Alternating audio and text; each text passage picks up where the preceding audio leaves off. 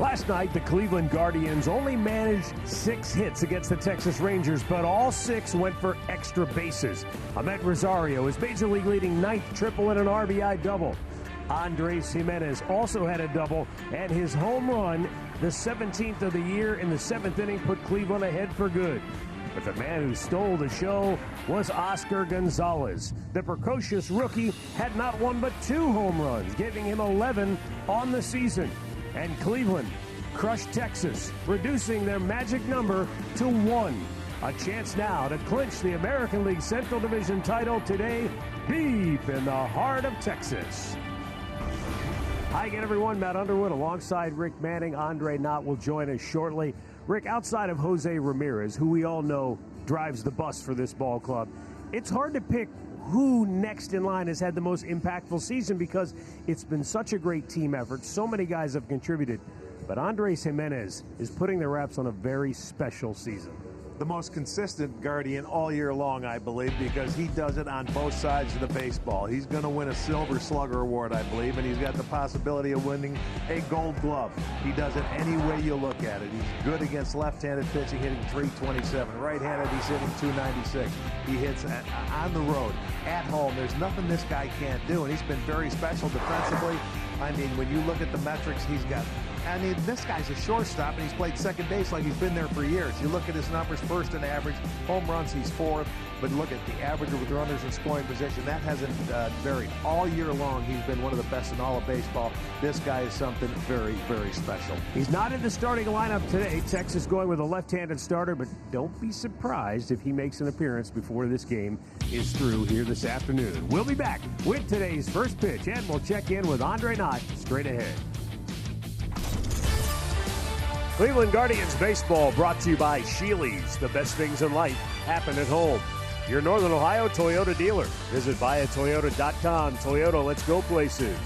MGM Northfield Park, featuring world-class gaming, dining, racing, and entertainment. And by the new Epic Pepperoni Stuffed Crust Pizza, only at Papa John's.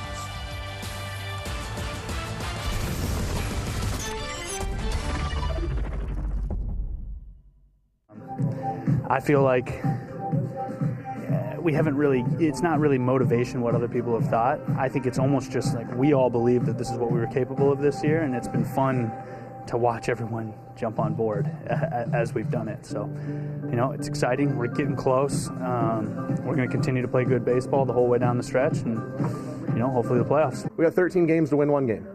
Or someone else loses a game. Regardless, it doesn't matter. We have our eyes set on, first of all, winning the division, and then being ready to set ourselves up for a playoff push because, obviously we want to win this division tomorrow, but then our goal is to go get a ring and bring a championship home to Cleveland. I wouldn't want to sell our guys short and say I was surprised because that's probably not fair to them, but I'm excited as hell.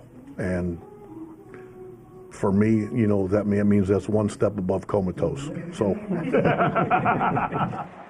A step above comatose. I think we'll take that on a Sunday afternoon in September in the heart of Texas. We got the Guardians getting ready to take on the Rangers, and as you guys have seen on that sound, and you guys have heard and listened all season long, doesn't matter what day it is, this team is going to do what it has done since April, guys. They're excited, but not more excited than they've been any other day of this season because they have plans to do more than just win the AL Central. Their young naivete has allowed them to just go out and play well, and their confidence has grown each and every day all season long. We're underway here in Texas. Cole Reagan's first pitch misses down low to Stephen Kwan. Guardians have won 6 in a row. Magic number down to 1. They win, they're in. Stephen Kwan takes, and that's a strike from Cole Reagans, the left-hander. 24 years old, making his 8th start this year.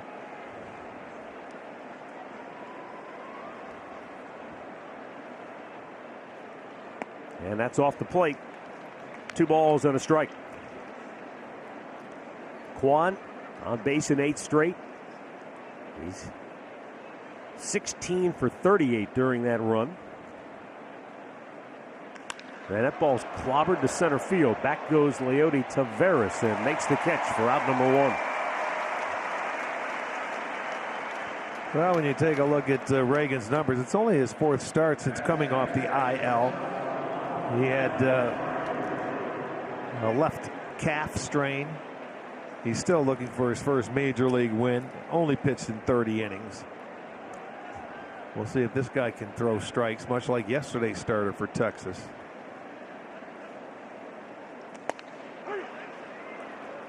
First pitch strike into Ahmed Rosario.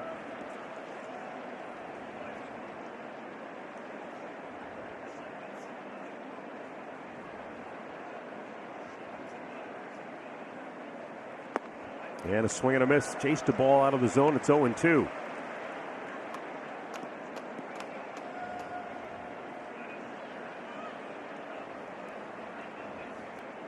Six-game hitting streak for Ahmed Rosario in the series. 2 triples and a double. And he wanted to go for 3 on that double, except it bounced over the fence and he couldn't go any further. Now the 1-2 pitch. In and out of the mitt of Jonah Heim. It'll stay a ball and 2 strikes. In his last start, Cole Reagans did not walk a batter. That's the first time in any of his 7 big league starts that he has not walked at least one batter.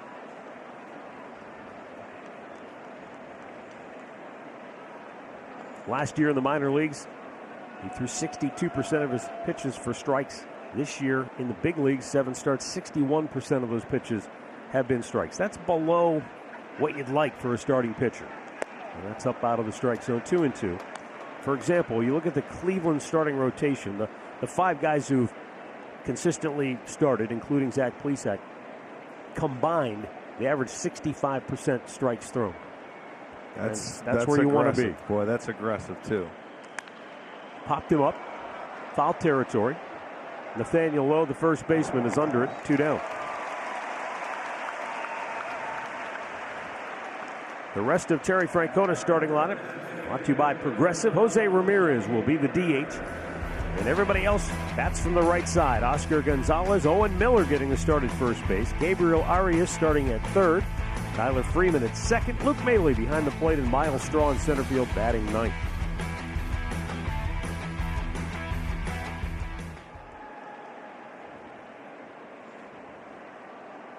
Up and away, ball 1. Jose Ramirez, second in the league in runs batted in and extra base hits, tied for the league lead in doubles.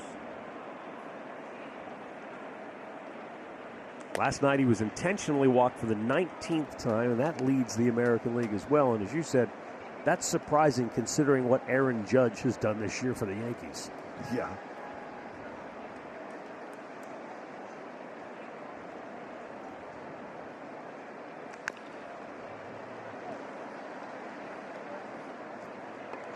And considering Ramirez did not receive his first intentional walk until the last day of May. Right. It was 2 months before he received his first one, and it was after he beat Kansas City for so long.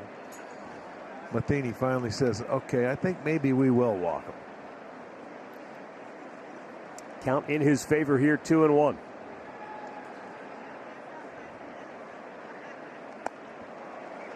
And a borderline pitch. Swing and a miss, 2-2.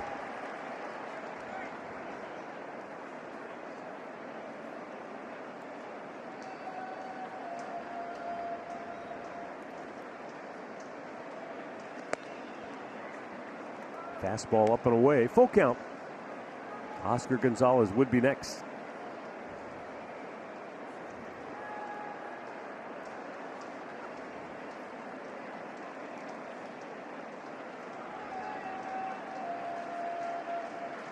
Swing and a miss, and he struck him out to end the inning. The Guardians go 1-2-3, and the Rangers are coming to bat. For dealers, he will be making his 18th start of the year, coming off one in from Chicago where he went 5 innings. He had 4 hits, a couple runs. He is 1-1 in 3 career starts against the Rangers. Tony Beasley's starting lineup for Texas looks like this, brought to you by Progressive. Marcus Semien leadoff. Corey Seager bats second. Nathaniel Lowe is third. Adolis Garcia in the cleanup spot. Jonah Heim, switch hitting catcher, bats fifth. Josh Young, Cole Calhoun, Josh Smith, and Leody Taveras batting ninth.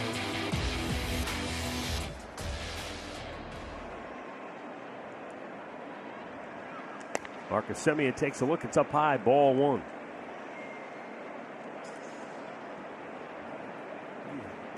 Semien 2 for 8 in the series.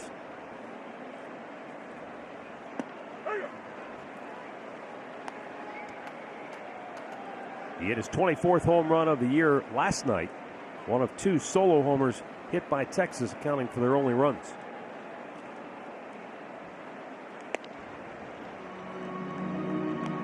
Two balls and a strike.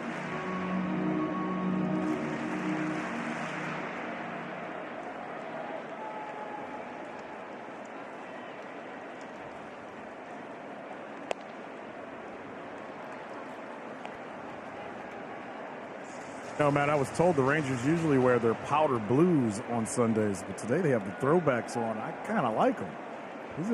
Yeah, Tom Grieve, you know, he's retiring. That's the uniform he wore back in '72. Didn't Grover wear these uniforms too, I believe? Yeah. Oh, yeah. Yes, okay. Indeed, in '74. Yes, sir. I like that.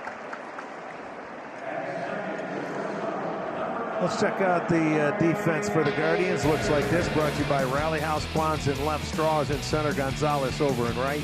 On the infield, it'll be Arias is at third, Rosario at short, Freeman at second, Miller is at first, Maile doing the catching. Corey Seager, 5th in the American League with 32 home runs.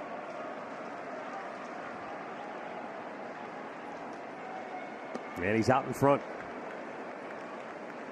Good curveball from Aaron Savali. Well, that's been a good pitch for him this year. They've come up empty with that pitch. Almost 44% of their swings against Savali this year, up from 34 last year. That ball is wrapped in a leaping catch by Tyler Freeman at second base for out number 2. And there's where the shift pays dividends for sure. That certainly would have been a base hit next year. Save it.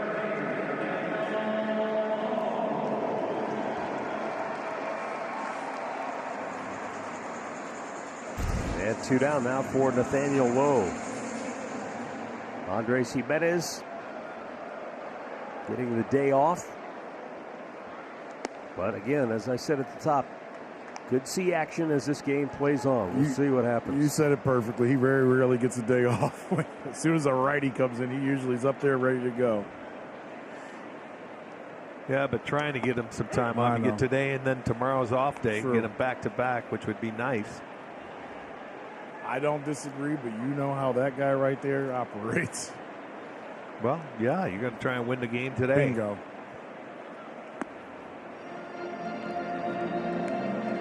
Two balls and a strike for Nathaniel Lowe, 4th in the American League with a .305 batting average.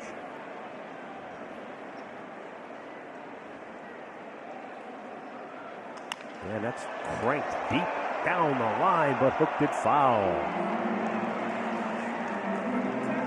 Lowe also comes in 5th overall in hits with 169.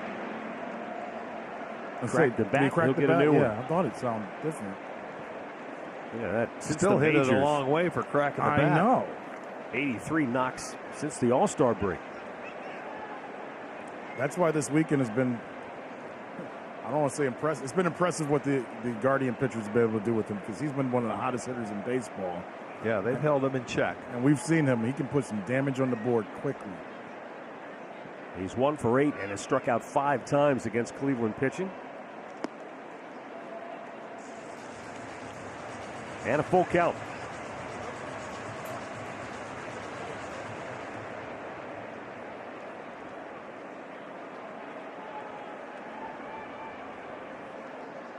Swing and a miss. He struck him out. And the Texas Rangers go 1-2-3. No score after 1.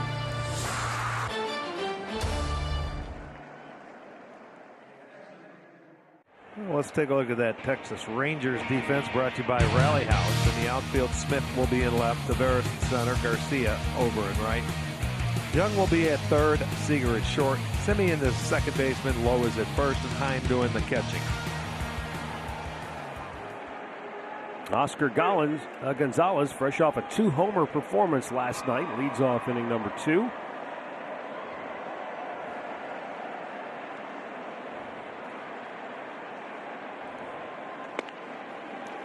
Backed him off the plate. 1 ball, 1 strike. Oscar hitting .322 over his last 21 games with 5 doubles, 6 home runs, and 18 driven in. Ball in the dirt, 2-1.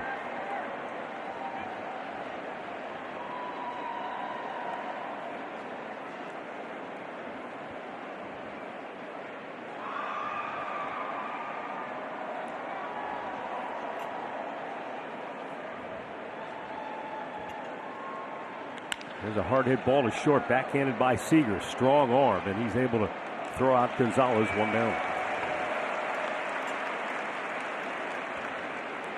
Our storylines are brought to you by Wayside Furniture. Clinch day, it's pretty simple. The Guardians win and they're in. Or should the White Sox stumble and lose again to Detroit, that would also officially clinch the Central Division title for Cleveland. Yeah, and right now they're going into the bottom of the third in Chicago, and there's no score. Dylan Cease pitching for Chicago in that game. Tyler Alexander, left-hander, going for Detroit. Owen Miller with 1 out, getting a start today at first base. Recently had his 10-game hitting streak snapped. Still over his last 11, batting .310. And a slow chopper foul up the third base side.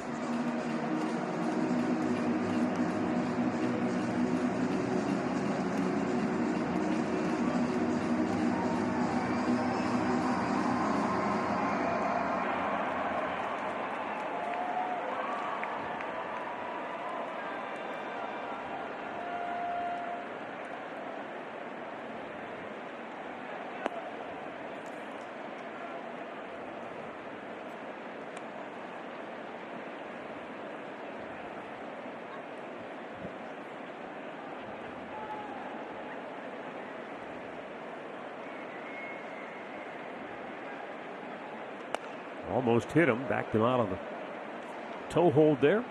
2 balls and 2 strikes.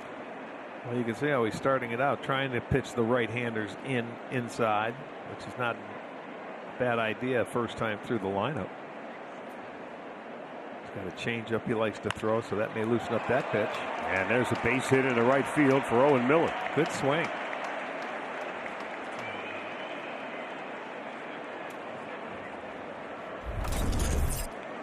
Cole Reagans.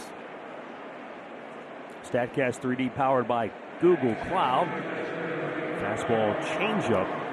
Yeah, that's one reason why he's going inside to the right-handers with the fastball to open up that changeup away. A little cutter as well to go inside.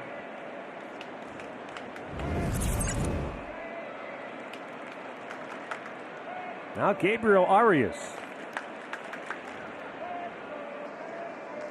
And a ground ball cut off by Seager. There's 1 and 2. Middle of the second, no score.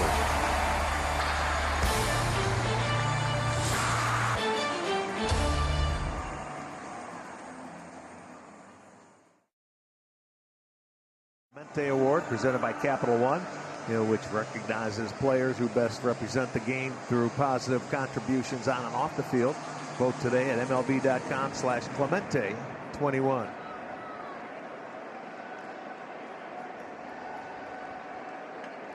Adolis Garcia leads off inning number 2 for Texas. No score. Garcia did not play last night, but he does have a hit in each of his last 3 ball games. In the series opener, he went 1 for 3 with a double, a stolen base, and a run scored. Yeah, it became the first Ranger to be a 25 homer, 25 stolen base guy since Ian Kinsler. If you remember, Arch, Matt, he got hit by a pitch in the 9th inning off of Emmanuel Clase Friday night. They had to MRI that wrist area after the game, and that's kind of why they sat him out last night, but everything came back negative, obviously. A little scary, I'm sure though, he for had him. a bruise. Yeah, a little scary when you got cutters coming in on you like that. 1 ball, 2 strikes, the count on Garcia.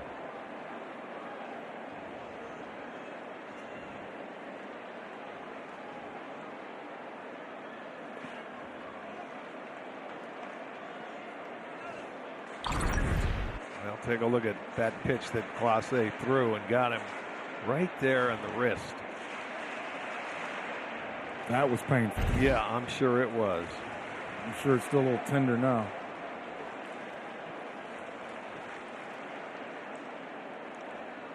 The 2-2. Foul back out of play. Well, it's a nice pitch by Civale to tie him up inside, because you know a lot of these guys are going to be sitting on that breaking ball from him, especially when they get to 2 strikes.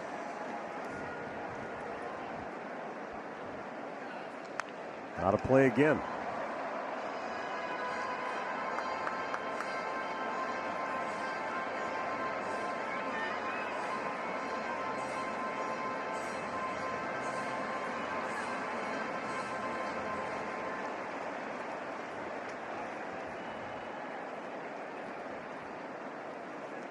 Nice. Struck him out looking.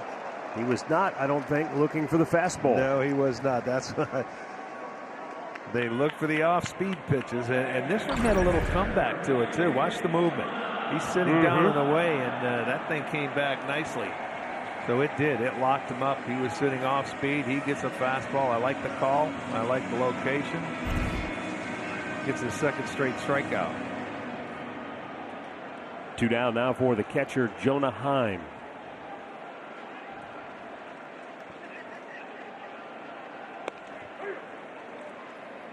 And a first pitch curveball in for a strike.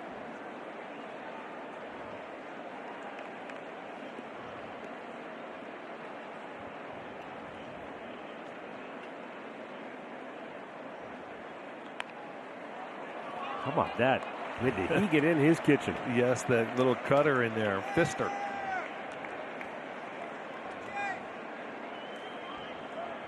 Watch this. There it is. He cuts it in there. And I mean, once he started, there was no getting out of it.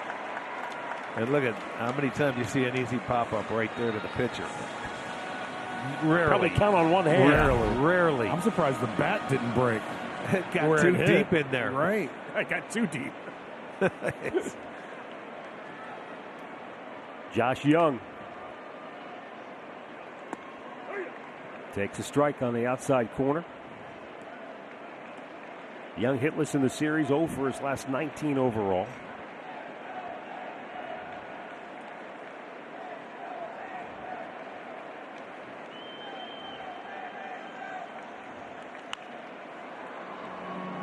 Third baseman was the Rangers' first-round pick in 2019, the 8th overall selection. Texas Tech.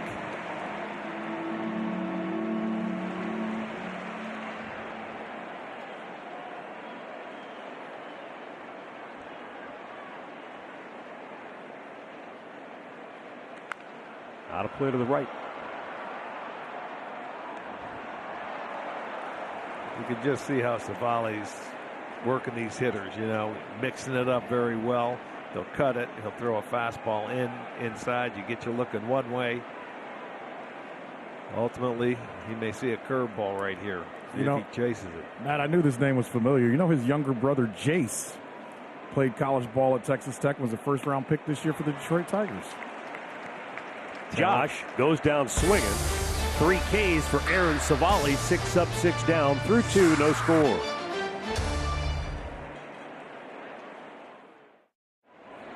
Cleveland has played so well on the road this year. 10 games over 500 on the road. Averaging 4.5 runs a game and an ERA 1 run lower than that. That gets you a lot of wins, doesn't it? It sure does. And they've been on a roll. They've won their last 8 road games, I believe. Yes, sir. And what do you always say, Matt? Pitching and defense travels. Yeah. And with the style of play, you don't have to hit the ball out of the ballpark, even though they did yesterday. Pretty good combination to win on the road. Yeah, they've been hitting the long ball on the road recently in the month of September. Still not hitting them at home that much. No. There's a ball roped into left field. Tyler Freeman has a leadoff single for Cleveland here in inning number 3. And Tyler Freeman now with a hit in 12 of his last 16 games. Well, you get the leadoff man aboard. Last inning, it was an Owen Miller 1-out single before he got the double play, but he got a ball down in the strike zone, probably too much of the plate, and he strokes it into left field. Now we're just waiting for that base hit to go first to third.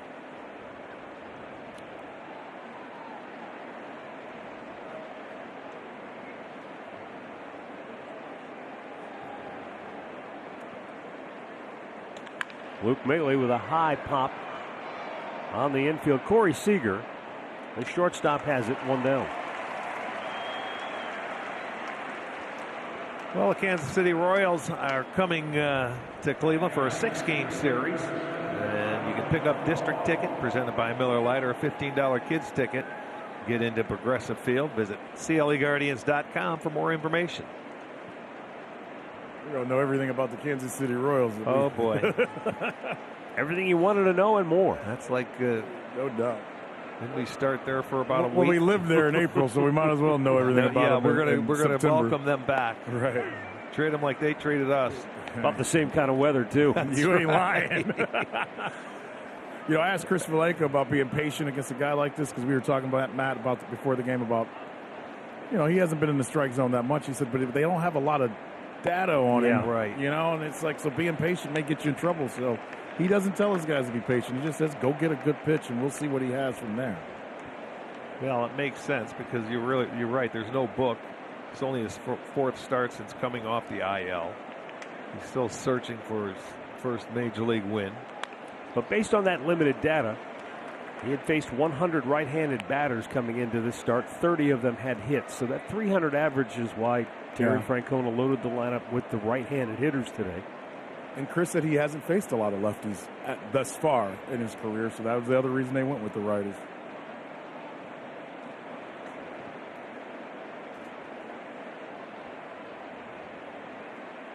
Two-strike pitch. Backed him off.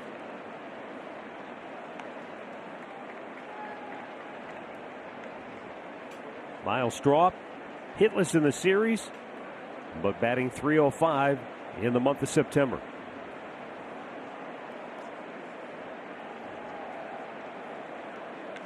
He shoots one the other way. And Garcia fields it quickly, so Freeman stops at second base. But you've got 2 on with 1 out as we turn the lineup over.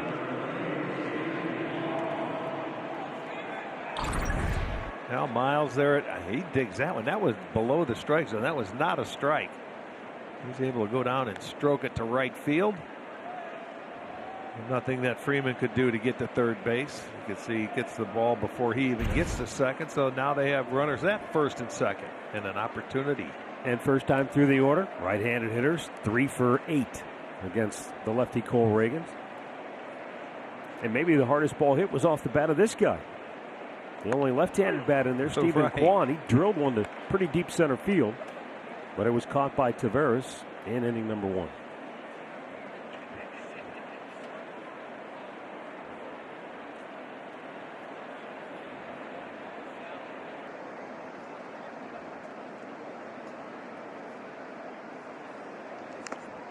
Fouled off, and that got a piece of Jonah Heim, the catcher. He took one in the first inning, too. The umpire gave him some time. Well, didn't you say he was getting the rest because he's pretty beat up at the end of the year? See if it comes down and gets him in the foot. Exactly what it did. One of the few catchers in Rangers history to catch 75% of their games, but think about prior to this ballpark, those were guys that were catching out in the crazy heat. Yeah, no no doubt. doubt. Ballpark.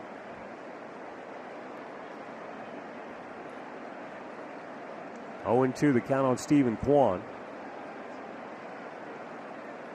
And a line drive base hit left field. That'll give Cleveland the lead. Here comes Tyler Freeman. He scores. Throw goes to second. And Miles Straw walks into third base. 1-0 Guardians. RBI number 45 for Stephen Kwan. That's a nice stroke. For the best coverage in the game, let's check out the T-Mobile coverage cam. He's going to get a fastball out over the plate. Stayed on it nicely. They cut it off to hold Kwan to a single, but he'll drive in Freeman. The Guardians will play from in front. You have first and third. And you have your first and third ready to roll now with just one out. Tito told a great story about the first to third stuff and about guys going from first to third and what they did in spring training, Arch, and I love this story, and I'll tell it. There goes Stephen Kwan, and Rosario pops it out of play. Didn't give him a chance to steal the base. He had it, I think. Never does. But Tito said in spring training, knowing that they were going to play this style, they told all their guys in spring training games, do it no matter what. When they were playing on the smaller fields, go from first to third, even if the balls hit the left field. He goes, because he wanted guys to know how far they could go and when they could and could not do it. He said you could do it in spring training, you get thrown out, big deal. You learn. That's what I was going to say. You can get thrown out and he won't care. He wants you to get used to doing something like that. Because you don't simulate, you can't simulate base running. You have to do it in a game. And you have to make mistakes to learn. So that's really how you can learn base running. Is you got to make mistakes and go out, and even if you're thrown out by 10 feet, at least you'll know. I thought it was awesome, though, that he had that thought process to get these guys in that mindset early on. Kwan runs. There you go. Heim doesn't even offer a throw, and that's his 18th stolen base of the year. Mark it down. He took a pitch for him. Mark that down.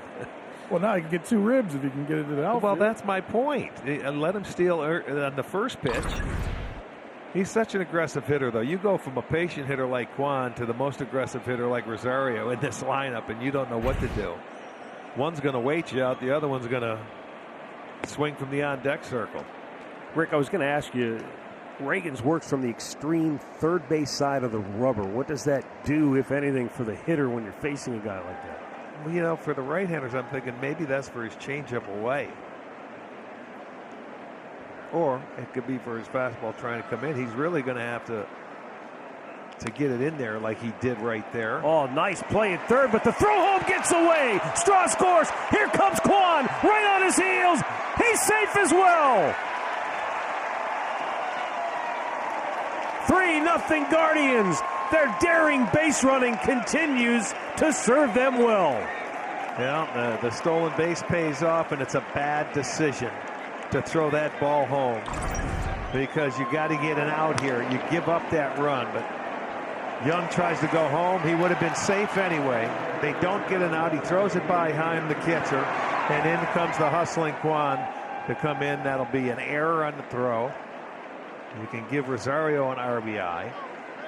Yeah, give Rosario a fielder's choice and a run batted in, and Kwan scores on the error that will be charged to the third baseman, Josh Young. And you just see, you keep running. They manufactured an extra run there. At least Kwan did with the stolen base, and then he ends up scoring on the hustle after the ball's thrown to the backstop. Well, Andre, great timing on the story from Terry Francona, because that was something preached from day one. This is how they believe they had to play in order to win.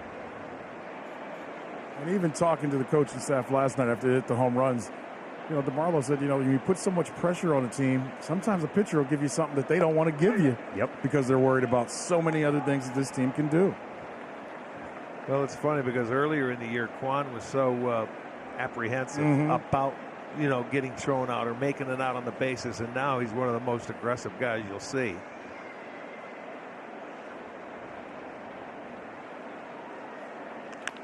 Chop foul, third base side.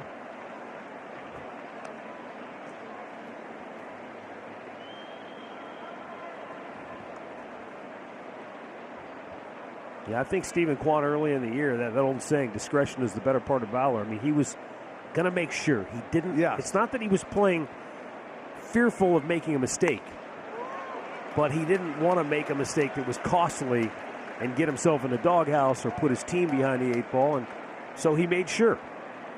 And then once he got confidence that he could get first to third, started maybe Rick to know the outfielder's arms a little bit more. Then he threw caution to the winds, and he's been impressive. You get a feel for the speed of the game. Like the more you start playing out there and get between the lines and you get on base, you get a feel of what big league defenders can do. 2 strikeouts for Cole Reagans. He has fanned Jose Ramirez twice. Now Oscar Gonzalez with 2 down. Arch, what does that say, though, about learning how your speed fits in the game as well? I mean, I'm sure when you came up, you knew you were fast, but you still wanted to see how it fit with big leaguers, right? Well, you have to, because you know what? It's more consistent up here. The throws are going to be a little more accurate. They get to the ball. They've got stronger arms. Well, we got Carl to say that yesterday about the pitchers. You got better defenders up here. Yes, you do. I mean, they're going to make the plays consistently. So, you know, you just got to get a feel. You've got to pay attention. You got to watch the scoreboard. You got to, that's what dictates what you can do on the bases as a base runner. A smash into right field. They're going to wave home Rosario. Garcia's throw to the plate is offline. Oscar scores. Throw down to second goes into center field. Oscar scores. Rosario with that base hit, and he ends up at second, and it's now 4-0 Cleveland.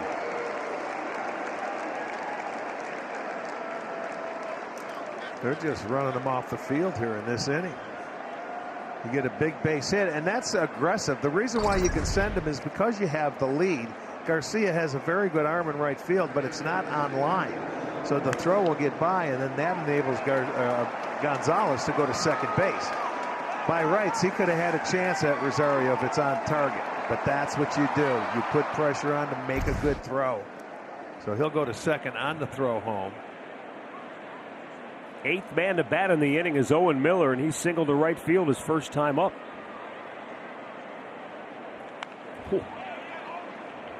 That was a pretty good rip at a fastball.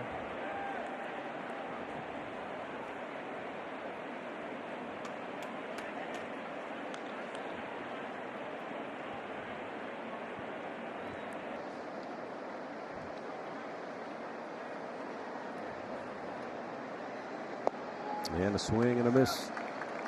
A lot of good changeup, 0-2.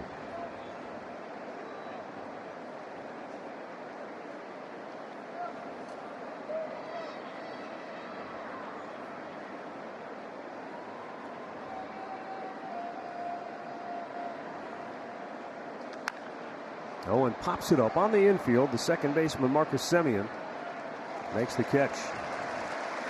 The Guardians erupt here in the third. 4 runs, 4 hits, and keeping the pressure on with their base running. Close it in on a Central Division title.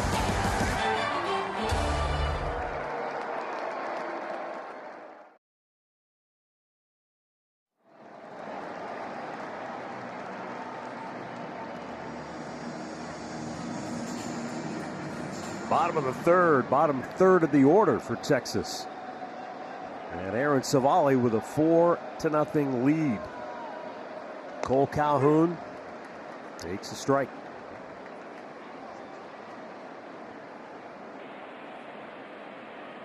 Calhoun hitting a .143 over his last 19 games.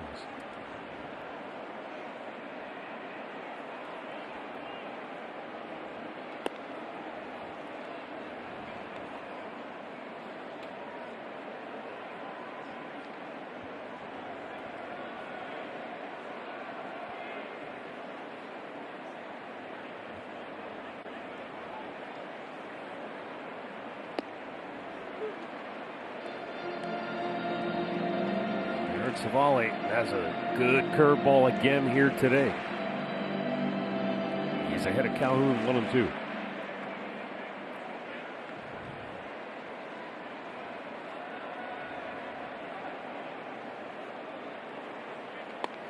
In tight.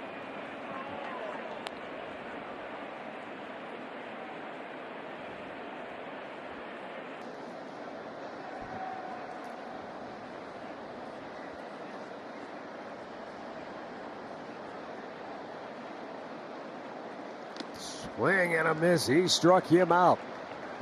4 strikeouts in the first 7 batters for Aaron Savali. He's got it rolling this afternoon. The command, he had 2 strikeouts last inning. There's that breaking ball. It stays up. Malley picks it before it hits the ground.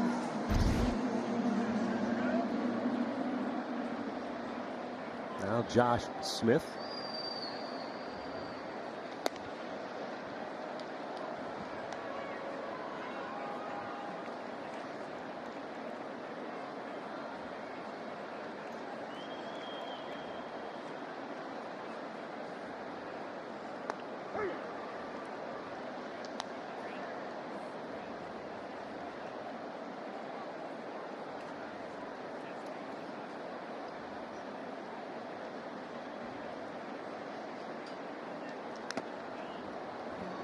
Got a piece of Luke Bailey on the follow through, maybe.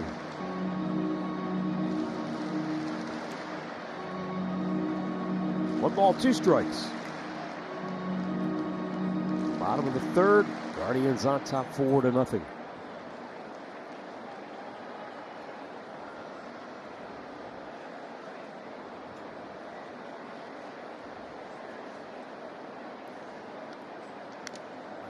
Another foul back.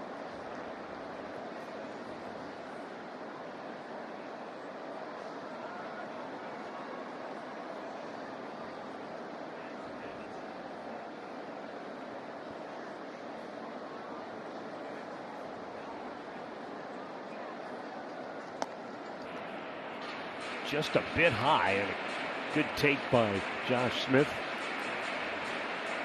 Evens a count of 2-2. See if that's a setup pitch for the curveball. Oh, man, he is going to school. That's 5 Ks now for Aaron Savali. Yeah, he's got everything working today. That cutter's been very crisp. That fastball he's been able to locate. It has a little more movement. And he's got always got that, the curveball. That's always in his back pocket, as we always say. I mean, that's his comfort pitch there. And he is rolling. 5 strikeouts through the first 8 hitters. Leody Taveras cuts the fastball over the outside corner.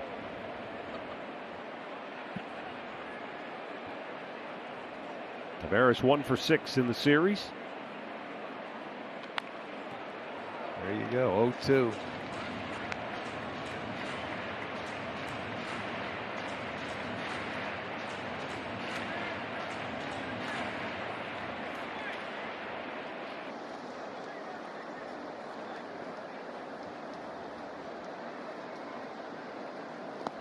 Down low.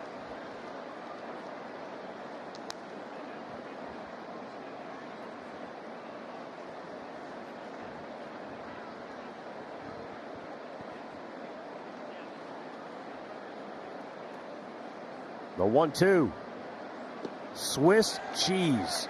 Aaron Savali strikes out the side here in the 3rd inning. He's fanned 6 of the first 9 Rangers hitters. He is on point. And the Guardians lead it 4-0 through 3.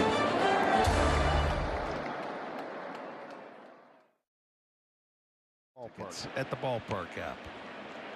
Gabriel Arias looks at a first pitch curveball from Cole Reagans here. Grounded into a double play his first time up, swung at that first pitch. And he banged into a 6-4-3 inning ending. Twin killer in the 2nd. At AAA this year, he hit .240, 9 doubles, 13 homers.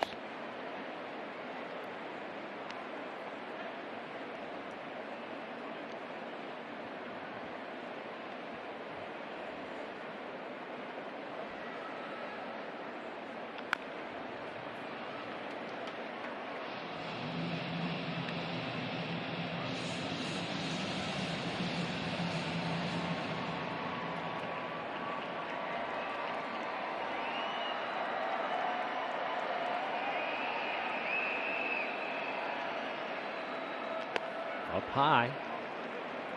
Count goes full, 3-2.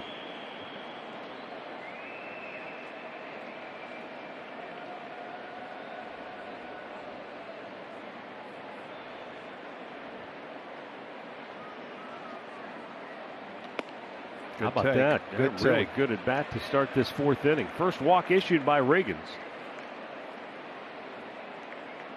And we'll get a word from Spectrum Mobile. Spectrum Mobile has the best deal in mobile. 2+ lines of unlimited for just $29.99 each. Switch and save up to 60%. Visit SpectrumMobile.com.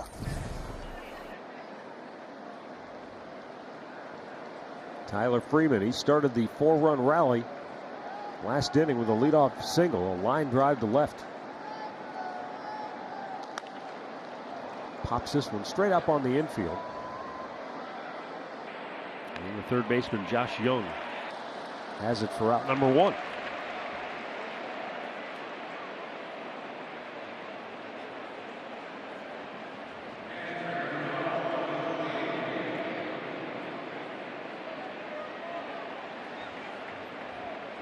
Up to the plate comes Luke Maile.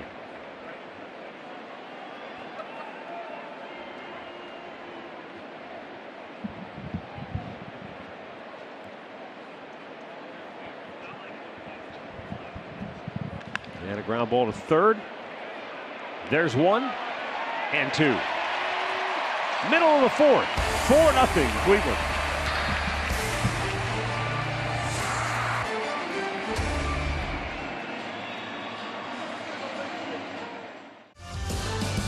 Medical Mutual, the official health insurer of everything you love.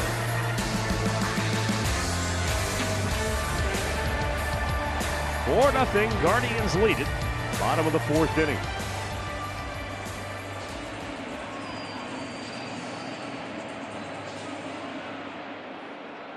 Aaron Civale, like a man on a mission, first time through the order. Now second time around, Marcus Semien fly to right first time up. Yeah, this is as crisp as I've seen his pitches this year. I mean, everything seems to be tight. A good feel for everything. That's nice. Good feel.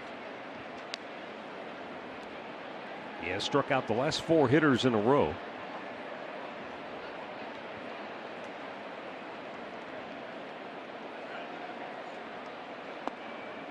Semien takes downstairs, 2-1. Semien with a hit in 10 of his last 12 games.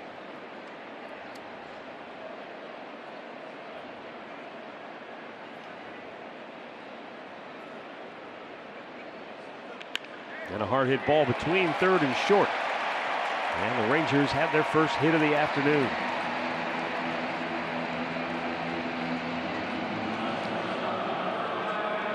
Well, the first hit of the game for Texas. Let's check it out. Was that the curveball?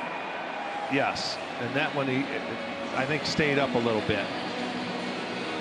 He didn't get it down where he wanted to or where they have been, so Semien will drive that ball between short and third for the first knock. Corey Seager, the hardest hit ball so far off Aaron Civale, a line drive that was caught by Tyler Freeman, the second baseman in inning number 1. Yanks it foul.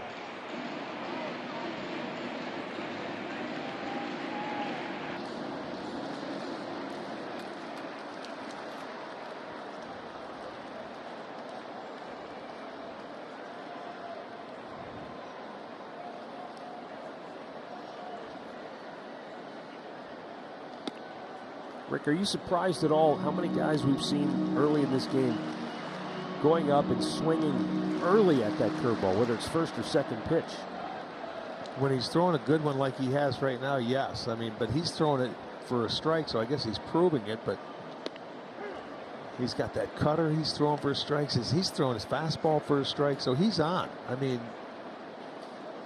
they don't want to fall behind.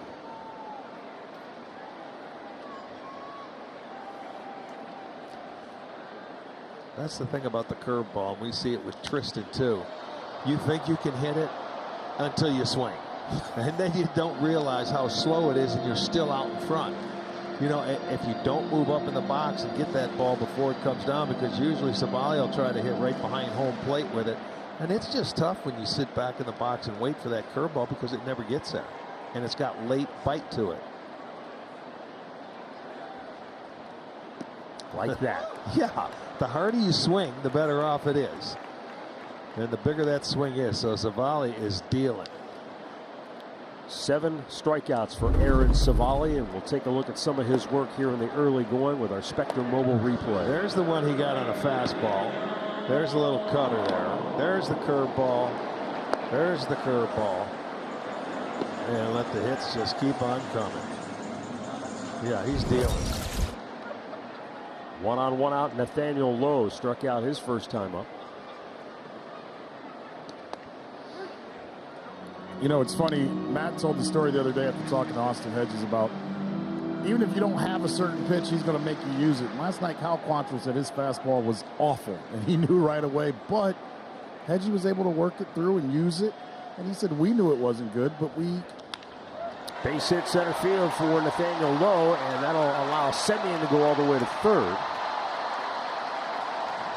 You knew sooner or later Nathaniel Lowe was going to get a hit. It's only his second in 10 at-bats in the series. Yeah, it's a single, so you're fine. You still have the double play in order. See, that one is another spinner that stayed up in the zone. When it doesn't get down, it's a little bit easier to hit. Both the hits coming in this inning, they were elevated. And 2 good hitters got themselves knocked second time around. And it brings up Adolis Garcia, called out on strikes. His first time up, the only strikeout looking. And he really crossed Garcia up because he was looking curveball, and he got a fastball and he just couldn't react to it.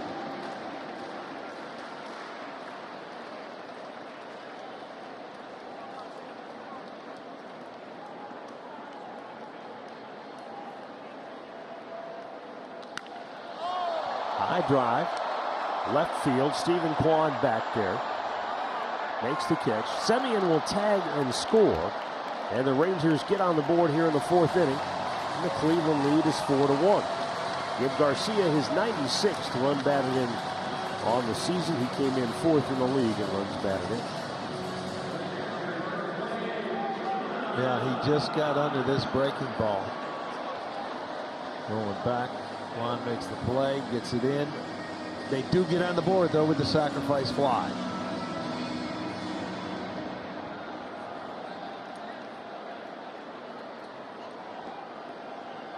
And now Jonah Heim to the plate.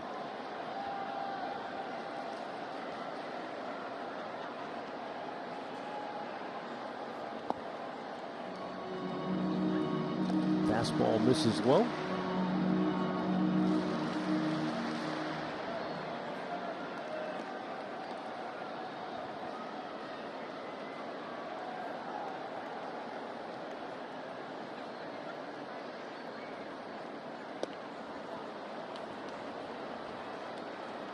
One ball, one strike.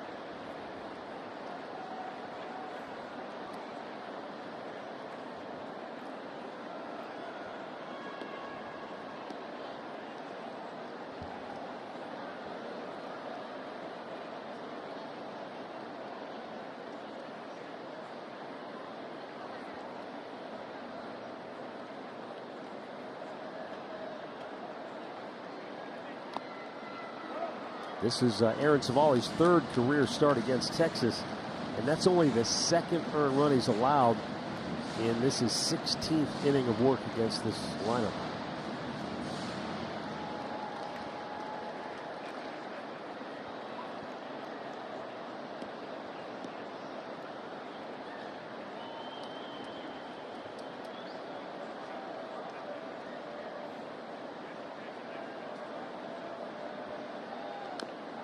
Heim just did get a piece of that to stay alive. 1-2 to count.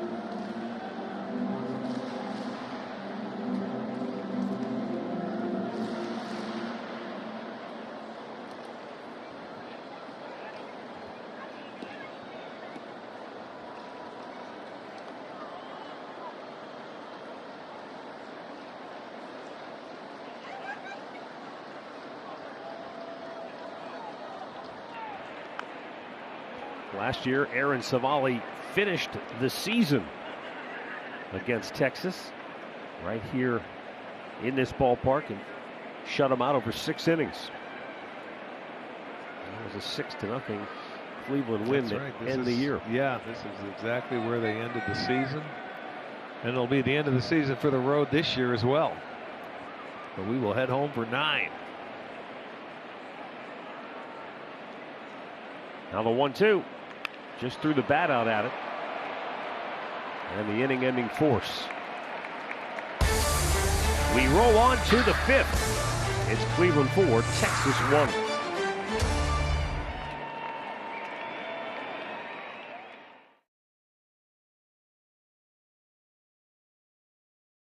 Our Discover matchup. How about matching up these two rookies? Kenny Lofton in 1992. And 30 years later, Stephen Kwan. Those numbers are eerily similar, aren't they? Yeah, it really is. Very scary. I had Matt send me those stats so I could show them to Sandy Alomar. And his eyes got big and he kind of chuckled and smiled and he said the one thing that he can compare between those two is that, and he thinks Kwan will do this. He goes, as Kenny Lofton understood the game and how people were pitching to him better, and I've heard Arch say this, he said his power came with it. He said, now he doesn't have the pure speed that Kenny had. He goes, right. But he goes, at the plate, he goes, I can see some slight similarities. Chris Valaika, I showed him, he smiled, and he says the one thing he would say from both, and he didn't know Kenny well, he says what he loves about Kwan and what he loved about Kenny Lofton is that they could be patient or they could jump you. And he said, he said, and that's what we're trying to teach Kwan, that where you get to a certain point and you know what the pitcher's doing, we don't need you to be patient. Go out there and do damage. Yeah, he gets a feel for the game and what they're trying to do to him. And ooh, nice play. Nice play.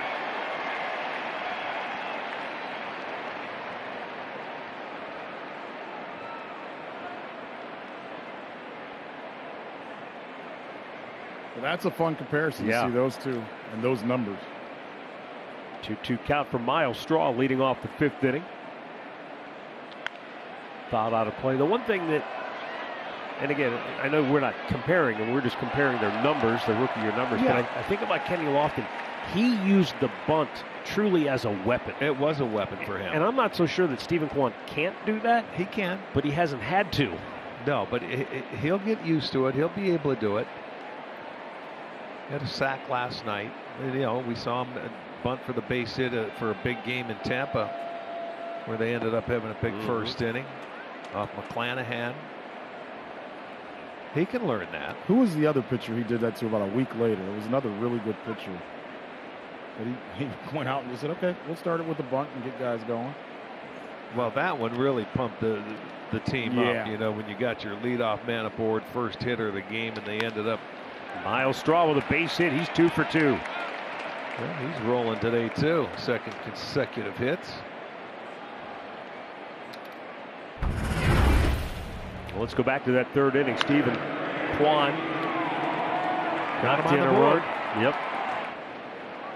And then off and running, steals a bag. And then the hustle, sheer hustle here. Bad decision on Young's play to come home. Makes a bad throw. Kwan come all the way around to score. That gave him the 4th run.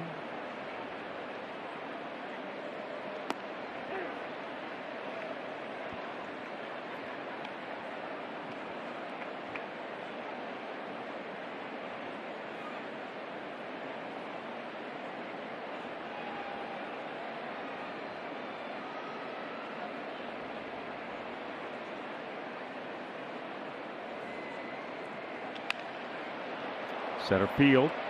Routine play for Taveras. 1 away.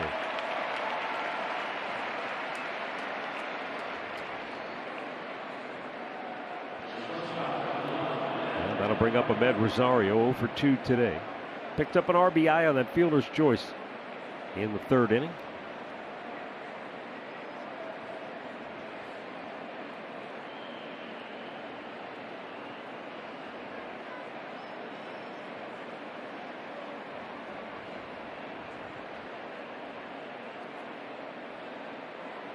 There goes Miles. Great jump. Well, they've got to have something on this left-hander. Sandy does over at first base because Kwan had a great jump, and you see Straw has one, so he's got a read on him. I can guarantee that. 19th stolen base of the year for Miles Straw. Look at the jumps. Unless they just are taking off on the first move and they haven't seen him throw to first base yet. But 2 stolen bases, 2 great jumps by the base runners, Kwan and Straw.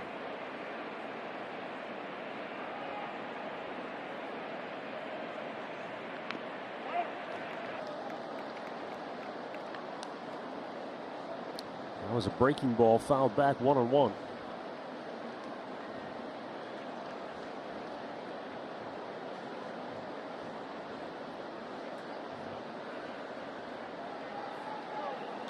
And a line drive to left field. Smith makes the catch. 2 down.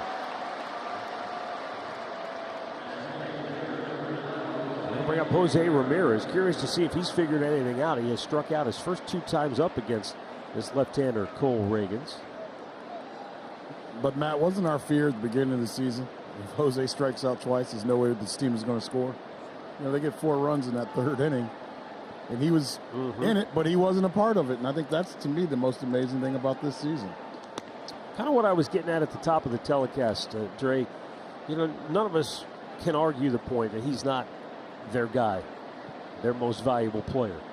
But after that first month and going into that second month, as Rick said, nobody intentionally walked him until May 31st. Right. And then all of a sudden, guys started to pick up the pace around him. Ahmed Rosario got hot in May. Stephen Kwan. You know, you had contributions from young guys like Oscar Gonzalez who come up and as you said, Josh Naylor. So Jose hasn't felt the burden that maybe he felt in the first couple of months of the season. It's really been a beautiful thing because the team plays so much like he plays, and all the pressure's been taken off of him. He can just go up and do his thing and not feel like he's got to carry the offense every single night. 2-1 fouled off to the right side. It's funny, you think back to that conversation we had with Tito when we were in Chicago, and when he said, look, I went to Jose day 1, Jose and Ahmed Rosario. I said, this is the way we have to play. These are things we have to do. And I was thinking to myself, that's how much respect he has for those guys, that he would do that.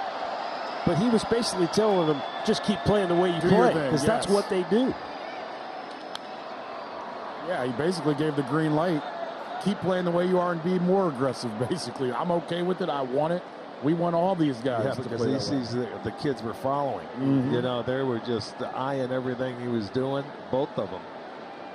And it's just gotten stronger as the year's gone on. And it's part of the reason you hear so much noise over in this dugout when they do go first to third or they do steal a bag. Another great catch in the stands. Man, they came to play on a Sunday. The Cowboys are off, so they're going to make the plays over here today. Wow.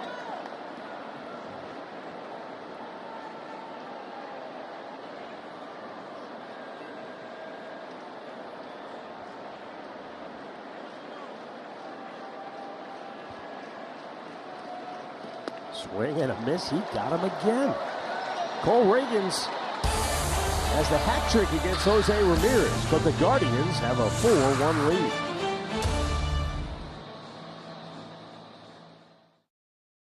Tuesday night, when the Guardians welcome in the Tampa Bay Rays to kick off their final homestand of the year. And what a matchup. Shane Bieber against Corey Kluber. Boy. How about that one? That should be fun to watch. Can't wait for that.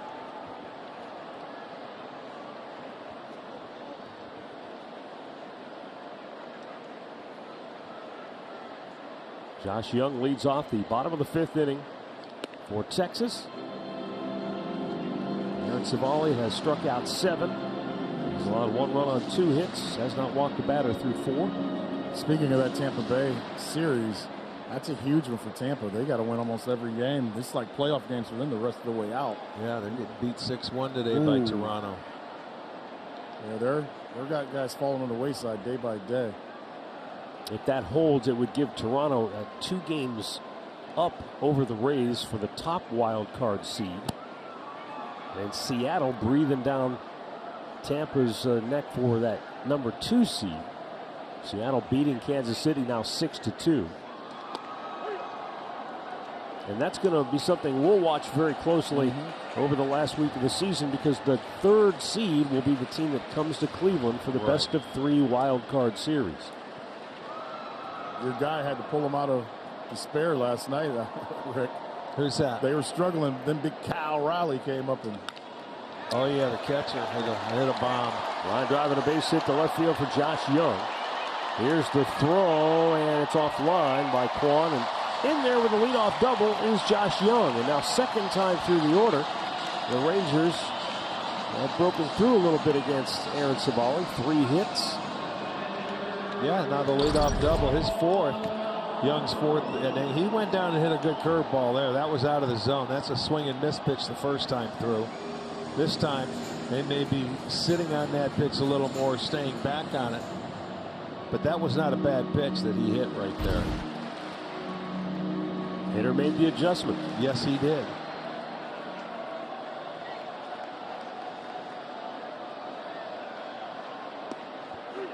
Cole Calhoun looks at a first pitch curveball for a strike.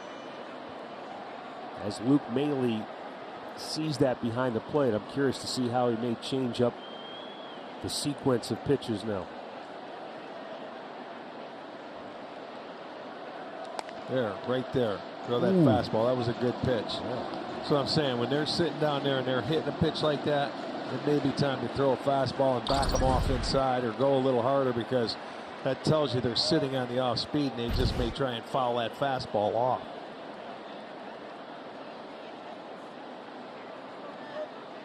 On 1 count, and the pitch is skied to right. Oscar Gonzalez will make the catch, tagging. Heading to third is Josh Young, and the throw is not in time. So a productive out for Cole Calhoun as he moves Young 90 feet away. Now that one was up there for a while. Sure was. I mean, a long while. A girder scraper. Injury report brought to you by the attorneys at Elk & Elk, and this is really good news. Zach Plesac, 5 2-hit shutout innings with 5 strikeouts and up to 65 pitches. Well, you like the strikes thrown, 47 to 65, so that means he got a pretty good feel for everything. Yeah.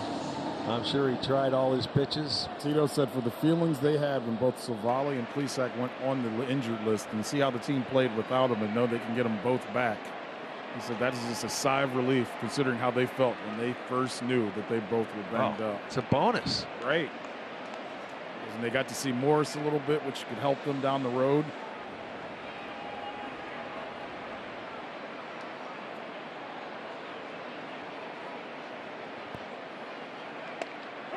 In there for a strike to Josh Smith. Struck out his first time up.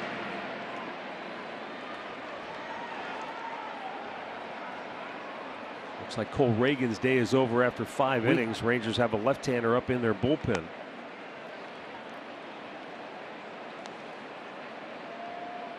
That's John King. Another left-hander. And they have a slew of them in that bullpen. 4 lefties. Just missing a couple of times in this inning. 2-1. Tony Beasley has featured lefties. He threw 2 of them yesterday out of the bullpen. That one's high, another one. And it is in the corner, and Oscar Gonzalez stays with it and makes the catch for out number 2, but tagging up and coming on the score is Josh Young. And the lead is cut in half at 4-2 now.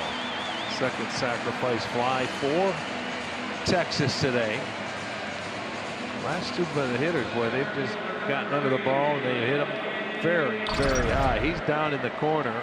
We lost track of him again. You can see the shadows, how dark it gets. It's in foul territory. Run's going to score, but you get the second out.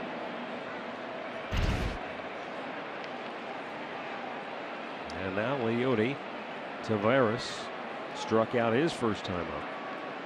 And a swing and a miss.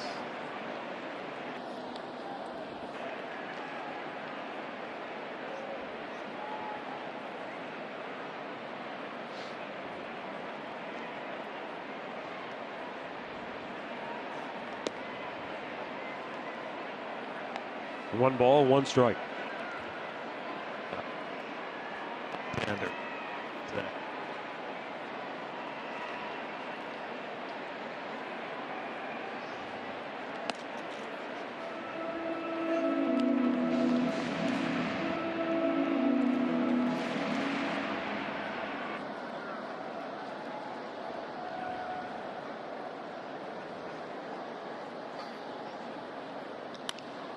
Line drive caught by Rosario, inning over.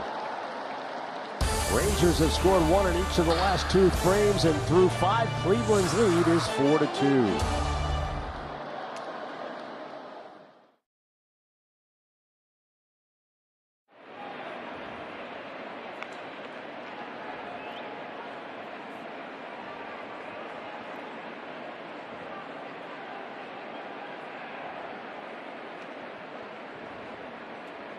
Thanks, Al. New pitcher for Texas is left-hander John King. Cole Reagans went 5 innings, allowed 4 runs on 6 hits.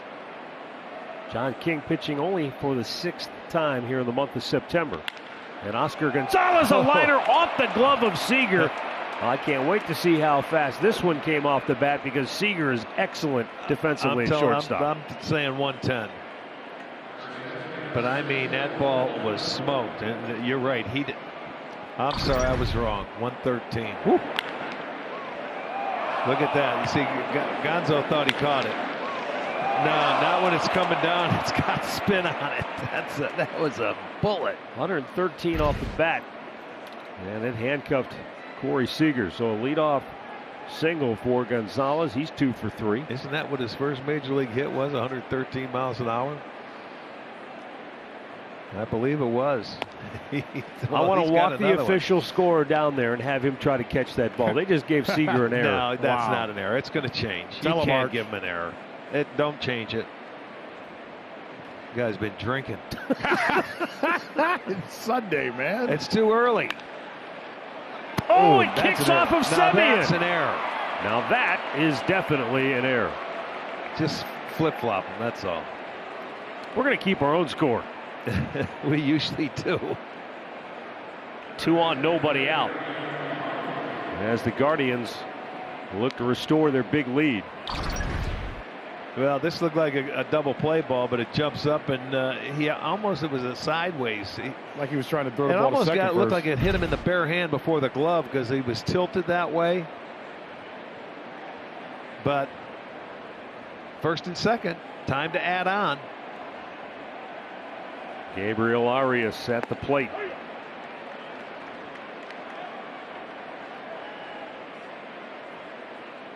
Walked his last time up.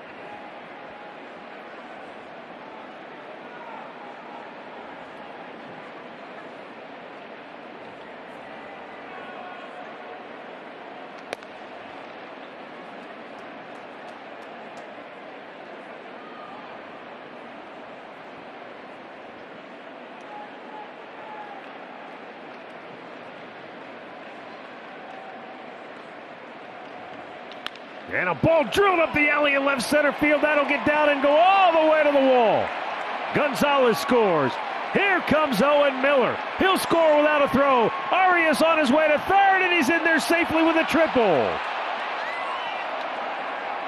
And they do indeed restore their 4-run lead. It's now 6-2 Cleveland.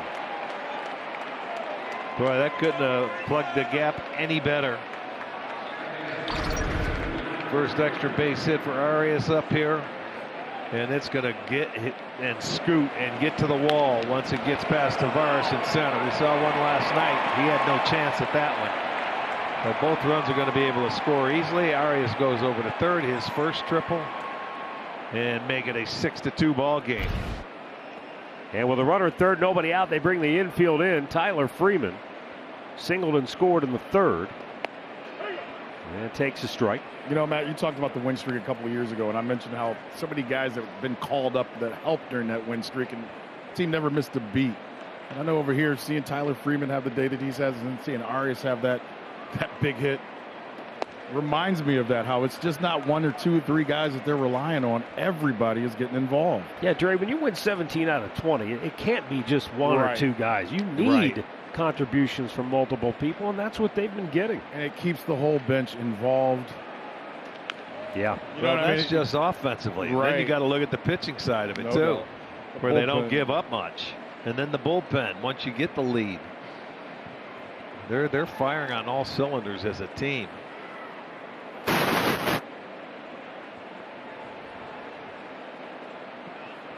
Again, the infield is in.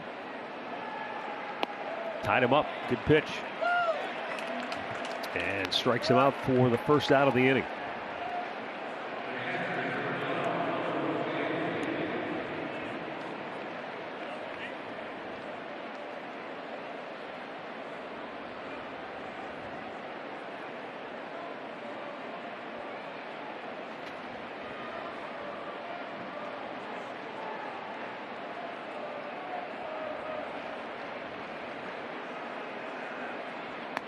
Outside, ball one.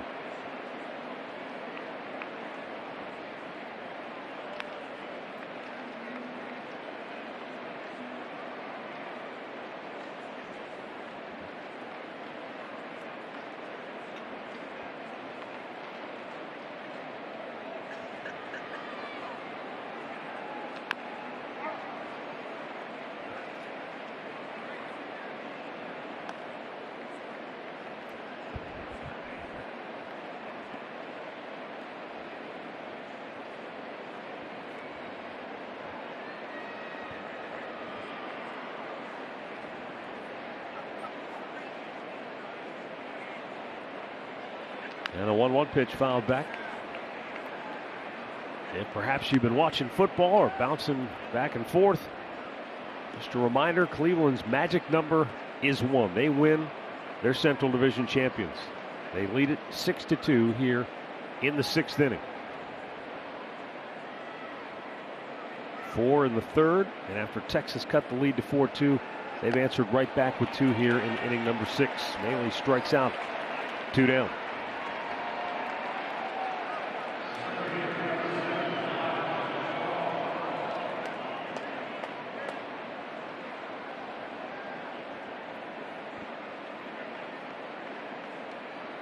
They could also officially clinch the division with the Tigers win over the White Sox. That game is 1-1 in the 7th inning.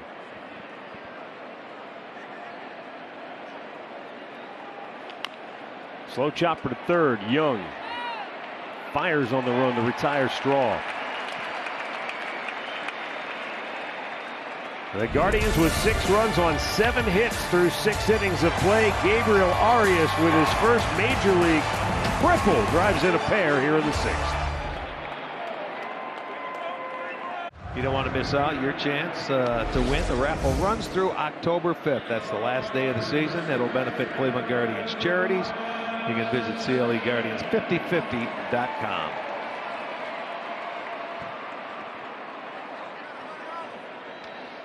Nolan Ryan, great Texas Rangers pitcher.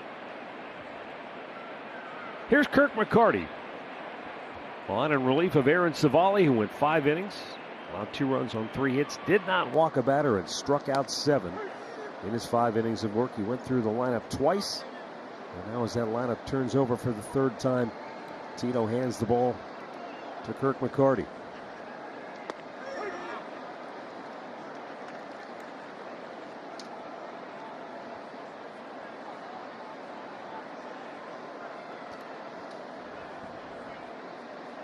McCarty's another interesting story in this 22 season. A starting pitcher, had a couple of opportunities, but it was pitching out of the bullpen that really was a turning point for him this year. Think about how he saved their bacon in some tough moments. He did in Boston one time and had to start back at home. Saved him in Tampa too, when I think Shaw started down in Tampa. Yes, that's right. That was the game where Quan led off with the bunt. That's right. And then even the 15-inning game where he had to keep going out there. I know you want to forget that one. Was that last Saturday, Arch? Yeah, that was the long one. We're trying to forget. So I think both of you grade on that game. Well, that's the second game, and that was, 5.5 hours? But he saved them. I mean, they were down to about no one else in that bullpen, and then we kept thinking it'd be his last inning, and he kept going out there firing strikes. Yeah, he was terrific. To third, Arias with a 1-hop throw, and Owen Miller can't come up with it. Come on, Owen, help him out. That was the right play. He was down on one knee, couldn't get up and crow hop because Simeon's going down the line, so you 1-hop it across the field. And let's just see what happens to Miller. That ball should be caught. It didn't look like it hopped twice. 1-hopper. Oh, man. And his foot's all over the middle of the bag. He's got a lot of work to do at first base. The official score, charging Arias with the error. That's crazy.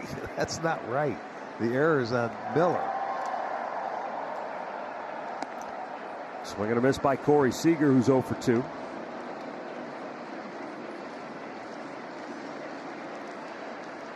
I don't see what was wrong with that throw.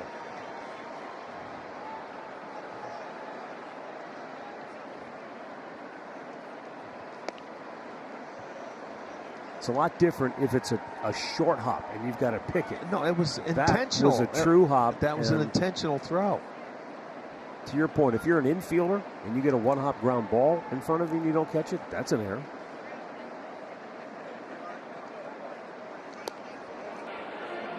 By the way, you're talking about Kirk McCarty, though, and how he's been able to help the bullpen by sucking up innings. In the month of September, he's pitched in 4 games, but in those 4 games, he's logged 9 1/3 innings, and he's given up 1 earned run.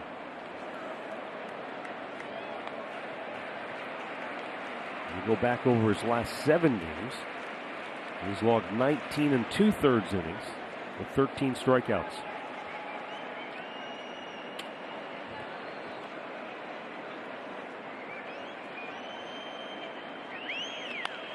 Back out of play.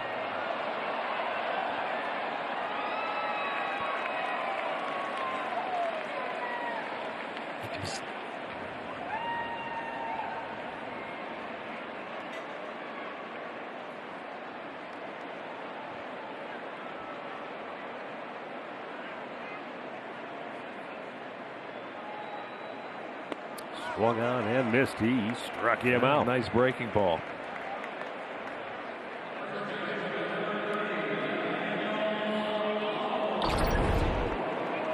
You get a good look at it.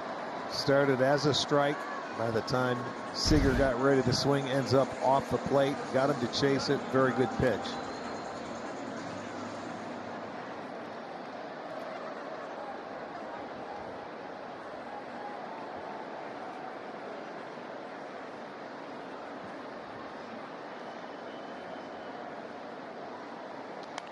Back out of play off the bat of Nathaniel Lowe. You know, Al was talking about the wild card race and saying how Cleveland could be playing either Toronto or Tampa. The team to really keep an eye on is Seattle. They're laying waste to Kansas City right now. They're only a game and a half behind Toronto in that wild card race, and they're going to go home to finish the season with a 10-game homestand. They'll play these Texas Rangers for 3, then the Oakland A's for 3, and they finish with 4 at home against Detroit. Yeah. Wow. So based on strength of schedule, they have the easiest path to secure that top spot in the wild card. It'll be a fun week to watch. Yeah, and knowing how long they've been out of the playoffs and how bad that city wants that team in, you know those crowds are going to be pretty You would good. certainly think so. I know they're missing Julio Rodriguez, and that's obviously a big hole. Yeah. Yeah, but they have very solid pitching. They got a great bullpen. You know, that's where they have to tighten it down a little bit more. Maybe not score as many runs. Left field, Kwan. 2 down. You look at Tampa Bay, they're going to come to Cleveland for 3. Then they have to go to Houston for 3, and they finish with 3 at Fenway. Toronto, they have New York at home for 3, Boston at home for 3. They finish at Baltimore with a 3-game series. Okay. Baltimore still has a fighter's chance, right? I think they need help. They need help, but they're going to have to get hot. They're going to play almost perfect. Dre, I told Rick, they suffered an absolutely heartbreaker last night. They won the first 2 against Houston. Mm-hmm. They lose 11-10 last night. Ouch. Yeah. You know, if they win that game, think about how they're feeling coming into today. Right. Only 3 games out. You know, they're holding their own. That was a big blow. It's amazing this time of year. The difference between 3 and 4 seems so big. They are. It comes down to when you think we've been playing since April, first week of April. And you can think of all the games that you've gone through, and a couple here or there you give away. That's what's so important. You start looking, oh my gosh, remember that game, or remember that game. And you start looking back, and it shows you how important every game truly is. It can really ruin your day when you go back and look at games like that. And I mean, it happens to everybody. You're going to get blown out in some games. You're going to win games you shouldn't, and you're going to lose games you shouldn't. I mean, that just happens to every team throughout the course of this long year. It might have been Tommy Lasorda who once said, over the course of the season, you're going to, exactly what you said, you're going to lose a few you should have won, you're going to win a few you should have lost. It's how you play in those other games. Right. That determines whether or not you're a postseason team or you're home watching in October. Yeah, you don't want to give games away. If you get beat, you can accept it. When you give them away, it's upsetting. The error does no damage. Kirk McCarty throws up a 0 here in the 6th.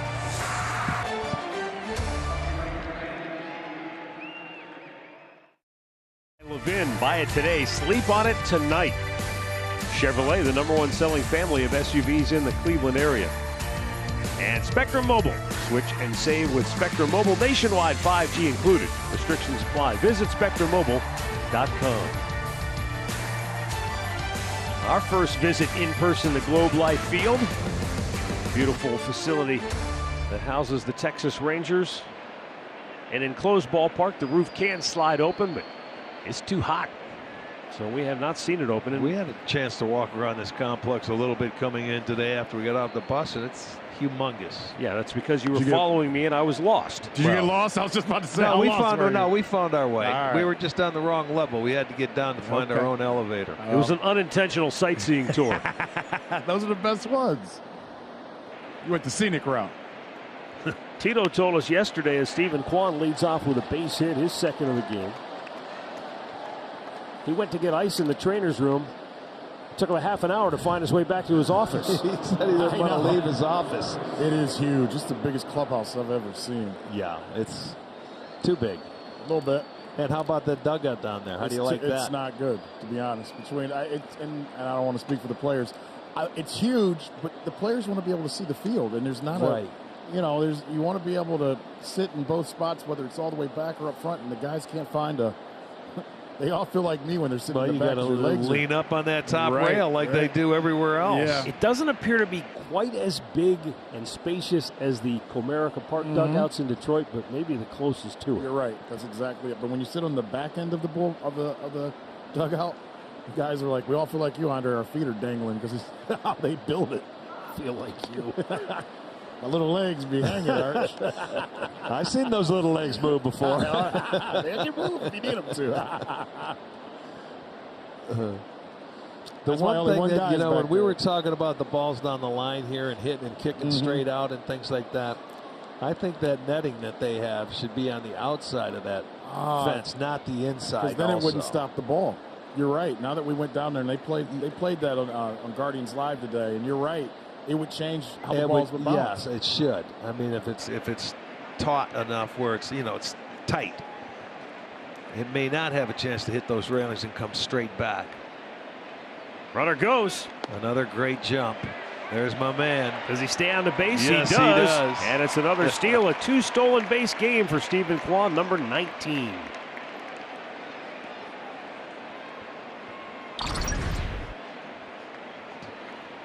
He had another great jump. Notice how he looked back in?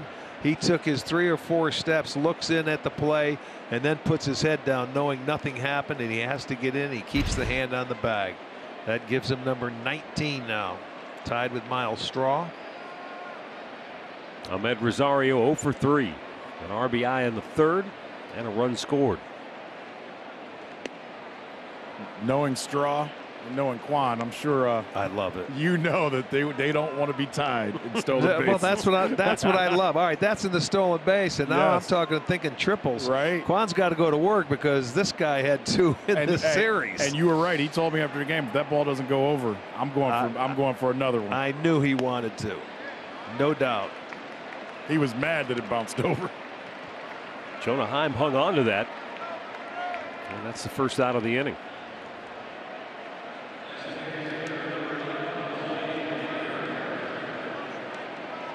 Third strikeout for John King. And one out for Jose Ramirez. You know, he's glad Ragans is gone.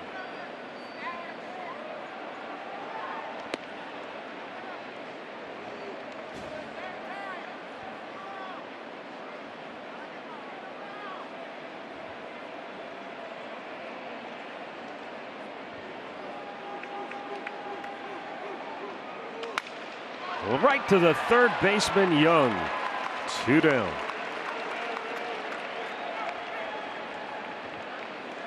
Let's get a word right now from Cleveland Clinic. Cleveland Clinic. Get the care you need when and where you need it. Visit clevelandclinic.org/access.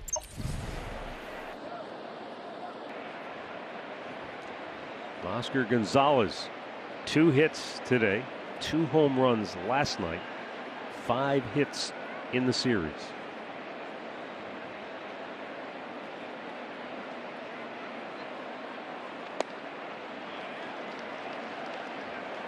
And the official score said the last time up he had a 113-mile-an-hour error. Yeah, I'm giving him a hit. It's a stand. Yeah.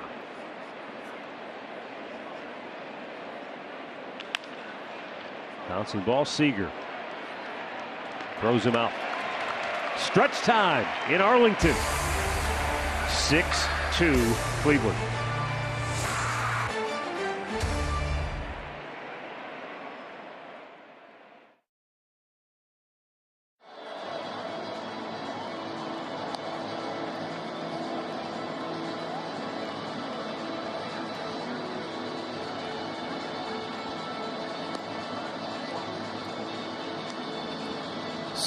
Guardians leave it before they begin the bottom of the 7th inning. Nolan Ryan, as I said, legendary Rangers pitcher.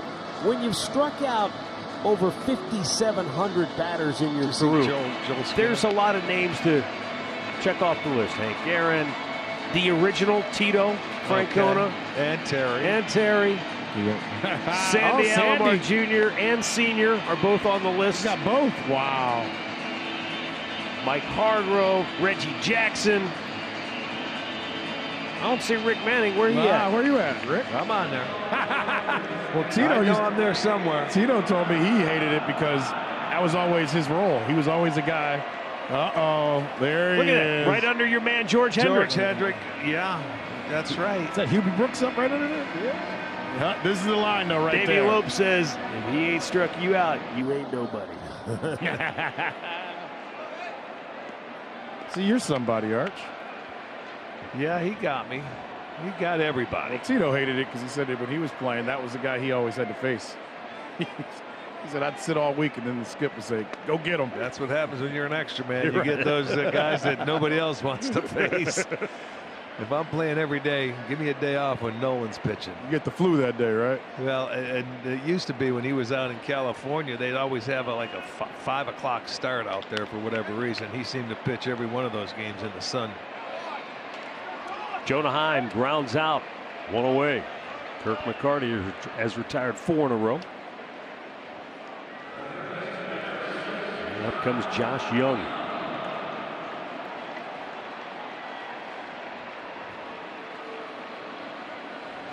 It's amazing. As many guys as he struck out, that board's got to be as high as the roof. Maybe that's why they built this roof so high. 5,714 strikeouts. How about that? Amazing.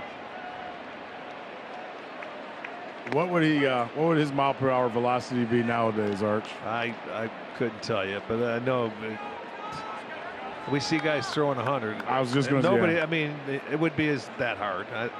Over 100 probably is what you're saying. Who knows? It was fast enough that you couldn't hit it consistently.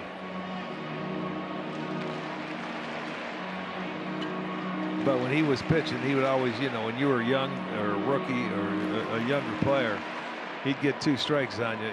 He was going to buzz the light. Give you some chin tower. music. He was going to buzz the tower. That was a story that I told you about Gary Sheffield. Yeah. Gary Sheffield said he came up at 19 years old. With Milwaukee. Hit a double off of him, Matt. Said he got to second base, and he said, that'll never happen again, kid. Next time up, went up and in, and Gary Sheffield said, I never got another hit against him. He told you. Yeah, he did. You were more concerned about getting hit in the head than you were about getting a base hit. Josh Young lines one to left field. That'll be the Rangers' 4th hit of the afternoon, and he has 2 of them. Yeah, he came back and got picked on a breaking ball that stayed up and lined that one to left. He doubled in his last at bat. Well, he was 0 for 20 before that double in the 5th inning. You knew sooner or later he was going to straighten it out, and that's exactly what he's done. With 3 left-handed hitters at the bottom of the lineup, Tony Beasley decides to pinch hit for Cole Calhoun. And this is former Cleveland Guardian Mark Mathias.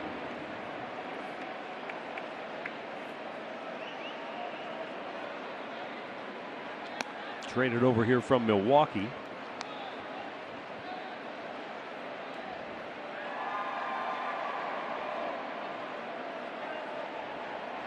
He was over here before the game talking to some of the coaches that helped him get through the minor league system and kind of thanking them.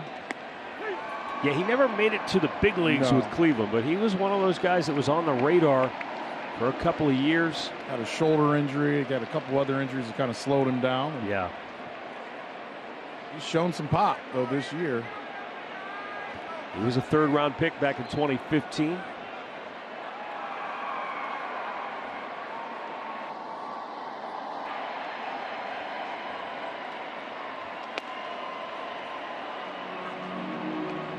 You know, in that pandemic year, he made his major league debut with the Brewers. It was only 16 games, but he hit .278.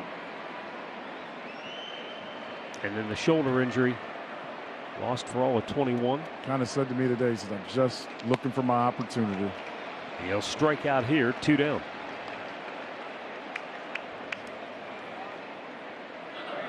And that'll bring up Josh Smith. There you go. He challenged him, elevated that heater. 94, swings through it. Gets the 2nd out of the inning.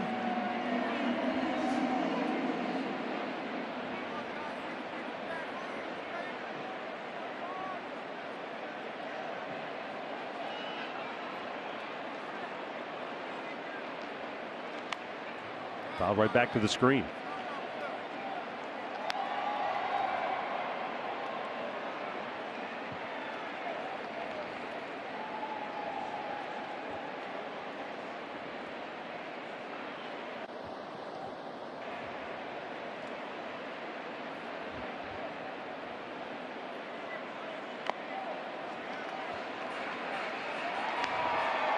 Tell you what, he's had a pretty good fastball. He's pumping it by these guys.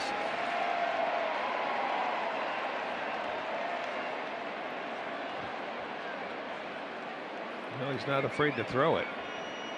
I think that all changed in that appearance against Boston, guys. Well, remember he said you got to go out and go as hard as I can for as long as I can. Yep. Changed his career. You just let it fly. Quickly back on Nolan Ryan, I had a fan send me a message and I looked it up. His last win was 324th. In Cleveland? In Cleveland. I did not realize that on August 15th, 1993. Beat the Tribe 6-4.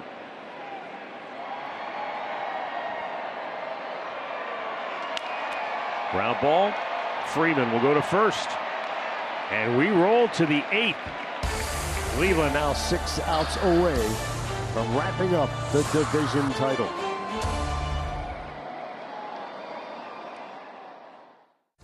This copyrighted telecast is presented by authority of the Cleveland Guardians and may not be reproduced or retransmitted in any form. And the accounts and descriptions of this game may not be disseminated without the express written consent of the Cleveland Guardians. Doesn't matter how old you are, it never gets old. That feeling of knowing you will be playing under the bright lights of postseason baseball, and the Guardians are inching closer today toward that Central Division title. You saw their clips from the 95 clinch, the 07, and twice under Tito with 2013 and 2016.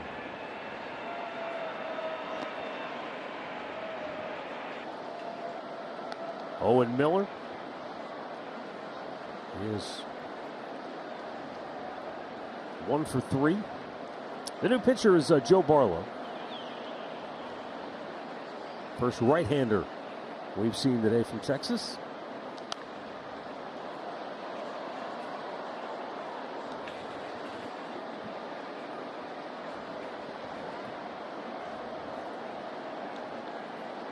Joe Barlow worked a scoreless inning in the series opener. Owen Miller, Gabriel Arias, Tyler Freeman due up. Fouled right back.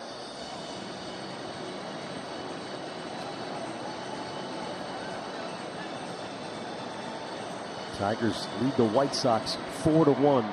But what's even more interesting to me, we've caught up to that game. They started a half an hour earlier. Yeah, right. They're in the top of the 8th. We're in the top of the 8th. That one hit the skids then. Season only went 6 today.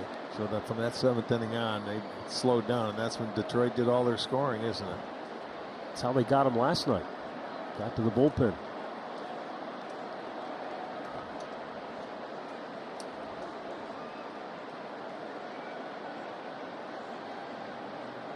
Two pitch. Upstairs.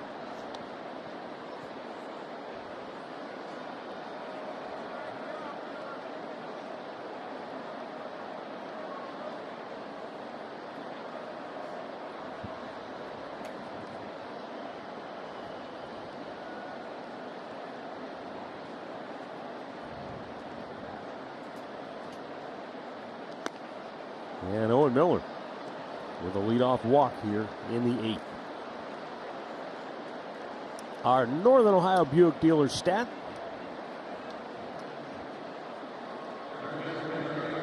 From 1995 up till now, there's your division title winners, the Braves. I mean, they have dominated the NL East for a long time. The Yankees, the Dodgers got their 13th this year, and Cleveland closing in on number 11. Gabriel Arias, 2-run triple in the 6th inning.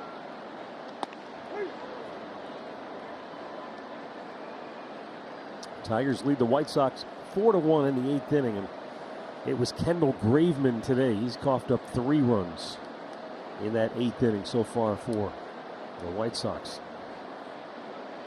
Last night it was Jake Diekman. Didn't retire a batter and gave up 4. To second for 1 on the first. They try to turn the double play, but Arias beats it out.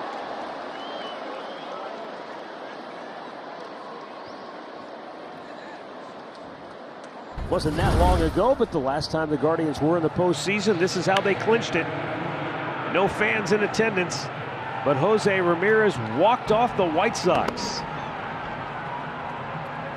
and sent the Guardians on to postseason play. That was a strange year. We'll never get used to seeing those highlights. Exactly. You're looking, you're saying, what are you guys playing on a different planet? Nobody in the seats. Didn't it feel like it at times? He hit Flo in the face with that. It was a different planet.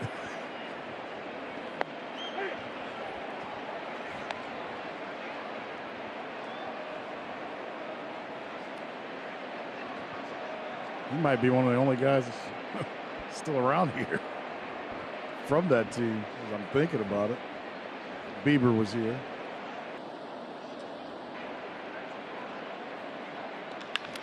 And a base hit right field for Tyler Freeman. Or Gabriel Arias rather stops at second base. And they've got 2 on with 1 out here in the 8th. Going to take that hole between first and second and did it with a beautiful pitch away. It looked like it might have been a little bit off the plate. But you can see it gets under the glove of Lowe into right field. That'll be Freeman's second knock of the day. And here's Luke Maile with 2 on and 1 out.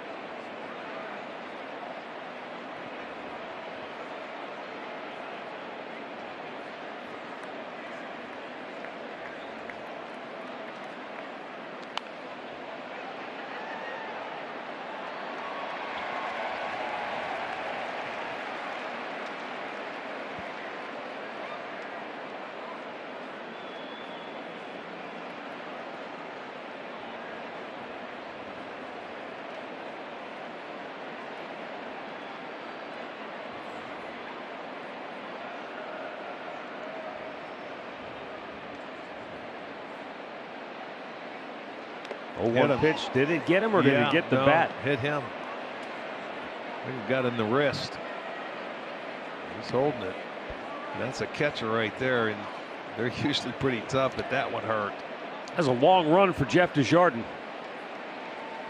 These big dugouts, he's all the way down in the end, and he had a long run to get out there. Ooh, that's never good when you're looking at the digits. That's his catching hand.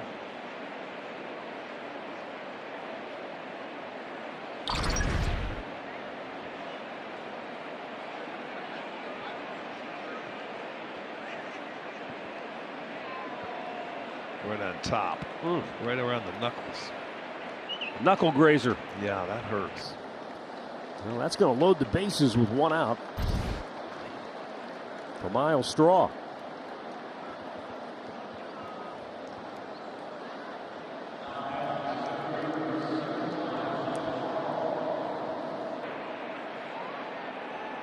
Myles Straw 2 for 3 today. Stolen base and a run scored.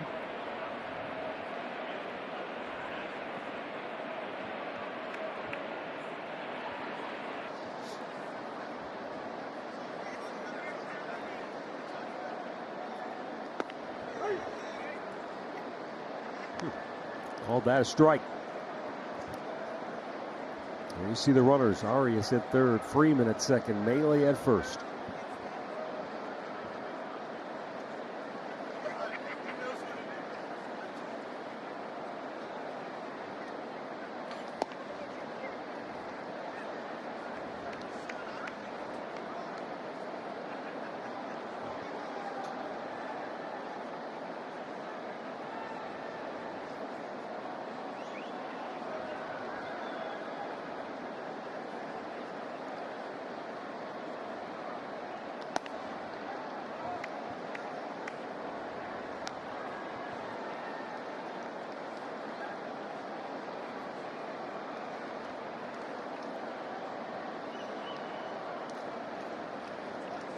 I'm not sure what Luke Mahle told the guys, but I know Tito just talked to Austin Hedges, and he's going to the back to get his catcher's gear. Swung on and missed. Well, as I said, doesn't matter which hand it is, but for a catcher, right, if you got a finger that's dinged up, that makes it tough to squeeze and do the job that you need to do behind the plate. And at this point, no point to force him if you can get through the last couple innings with Hedges. And the 2-2. He waved at it. 2 down. Cleveland up 6-2, but a chance to really put this one on ice with a base hit here.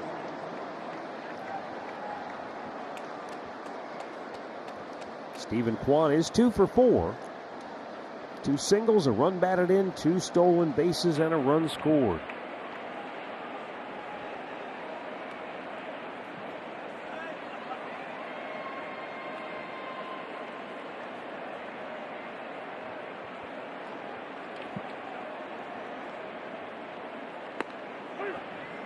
Yeah, that's a called strike over the outside part of the plate.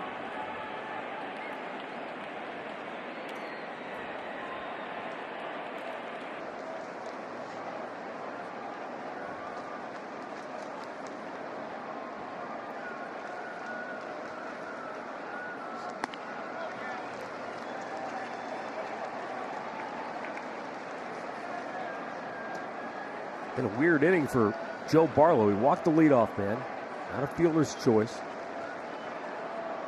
Then a sharply hit single to the right side of the infield, then a hit batter to load the bases. And then he came right back and struck out Myles Straw. Now he's 0-2 to Stephen Kwan. And a little low. Looks like James Karinchak will come on to pitch the 8th for Cleveland after Kirk McCarty went 2 scoreless. With a couple of strikeouts.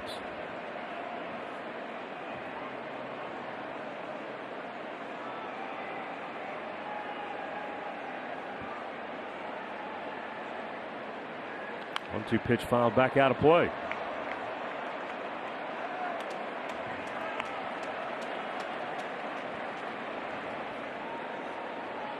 Stephen Kwan, in his last 8 games coming in, he had 16 hits. So if you include today, last 9 games, that's 18 hits, 11 runs scored, 6 runs knocked in.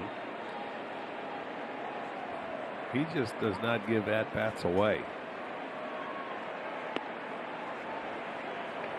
And I don't care what the score is. And I mean, that's an art. That's hard to do when you're a hitter, especially when you're playing every day. It's easy to give at-bats away. This is one guy that does not do that. He's been on base in 41 of the last 46 games he's played. And that's how you do that, right? You don't give at-bats away. Right, absolutely. He'll take his walks. I mean, that's why he's got a high on-base percentage. Pitcher's got to hate pitching to him. 0-2, now 3-2.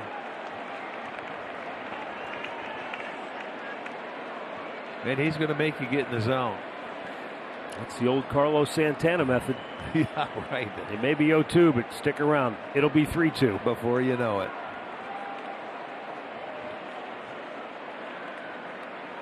Arias, Freeman, Maley. They'll be rolling on the 3-2 pitch to Kwan. And it's squibbed foul.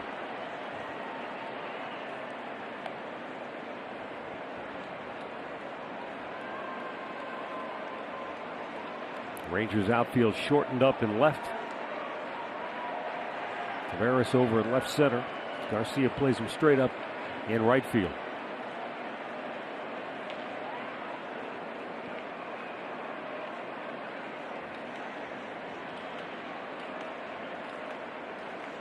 Again, the runners go on the 3-2 pitch. He chops it foul again. Get used to it. Those runners, you're going to get your work until he gets a mistake. Get a few wind sprints in. And this will be the 9th pitch of the at-bat coming up.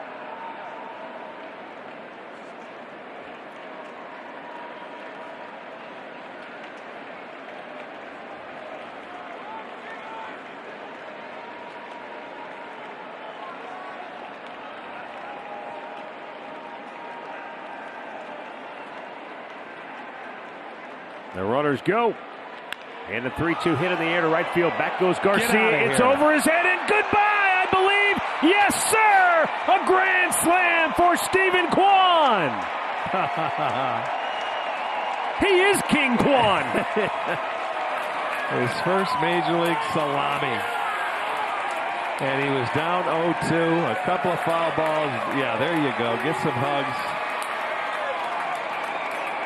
Look at all the Guardians fans here appreciating that, and his teammates in that dugout.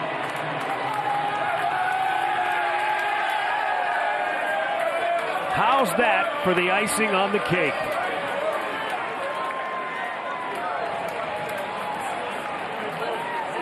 Just did clear the wall in right field for a grand slam, and it's 10-2 Cleveland. He got a mistake. Yeah, might have been a little cutter or something, but it stayed middle, and it's a line drive, and it just does get over. Hits a railing, comes back into play. For Kwan, his 6th home run, his first grand slam, and he's got 5 ribbies on the day. Give him 49 on the season. What a year this guy is having. Look at that foot down. And he doesn't know. He's watching it. He's running, but you can see it over the line. Comes back into play. Boy, oh boy. Kid is something special. Tony Beasley making the walk to the mound. He'll go back to the bullpen. Stephen Kwan may have just cemented Cleveland's berth in the. He fouled off a couple pitches down in the count 0-2, but he's going to get that ball down the middle of the plate, turn on it, line drive out of here. Everything about that bat says everything about the kind of player he is. A 10-pitch at bat. It was 0-2, grinded his way back through, fouled off pitches, got one. I mean, he's not a home run hitter, but he smoked it. And like I said, he'll never give up an at-bat. And he certainly did not there. First career grand slam. on clinch day.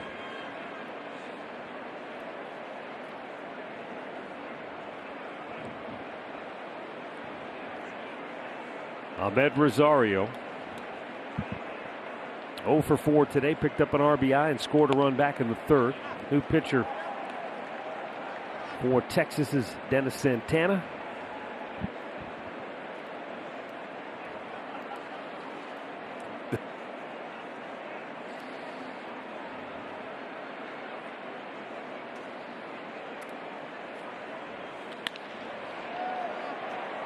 Fly ball in the right center field. The right fielder Garcia takes it to end the inning. Stephen Kwan's grand slam has put Cleveland on top 10-2. Get the champagne ready.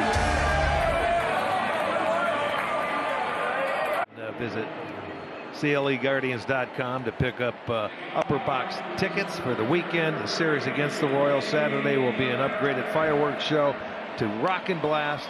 And Sunday, all non-alcoholic concessions will be 50% off. Well, we go to the bottom of the 8th inning, and Brian Shaw will come on to pitch after Stephen Kwan hit the grand slam. No reason to use James Karinchak this afternoon.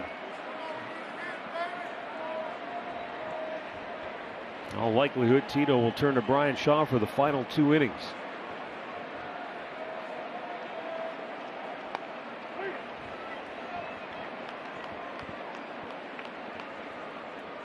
And in some ways, wouldn't that be fitting to have the elder statesman? Yeah.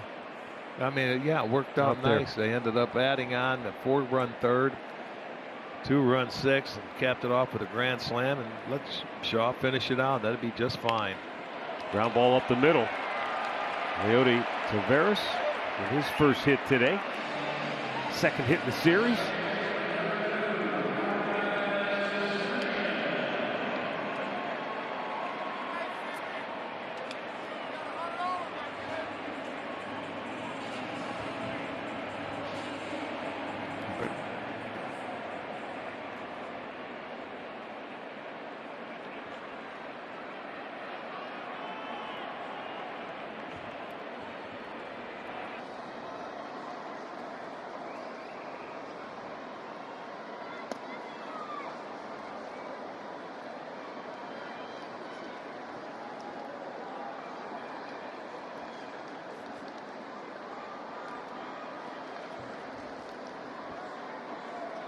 Marcus Semien 1 for 3 today. He singled and scored back in the 4th.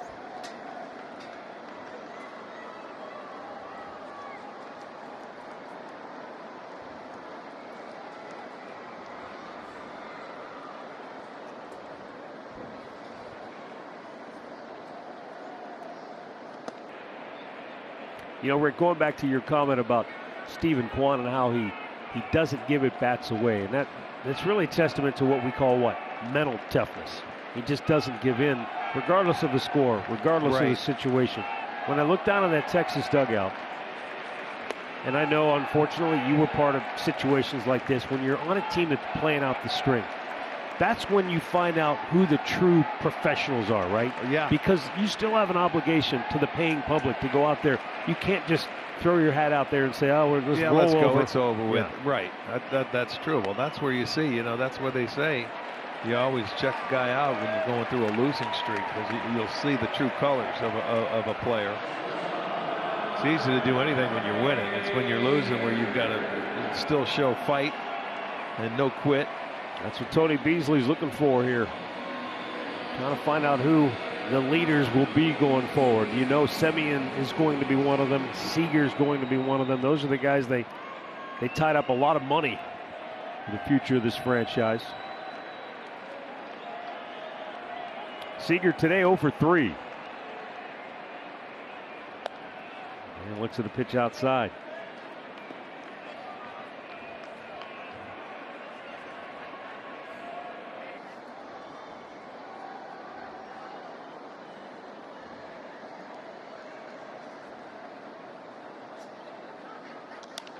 And a line drive base hit left field.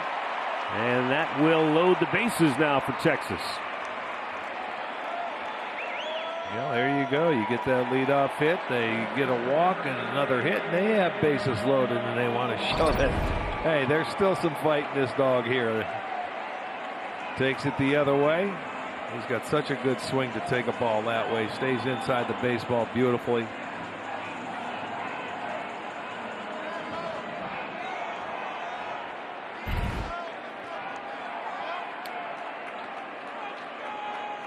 Nobody likes excuses, but I do wonder how quickly Bryan Shaw was able to get warmed up before he came into the game, because that wasn't the plan. But then one swing of the bat later, all of a sudden Karinchak sits down, and it's Shaw who comes into the game. He's been around long enough to know how long he needs to get loose. Well, he knows. I'm sure he was ready. He's got to find a way to get a ground ball and a double play to get out of it. At least get the first out of an inning. Nathaniel Lowe 1 out of 3 today.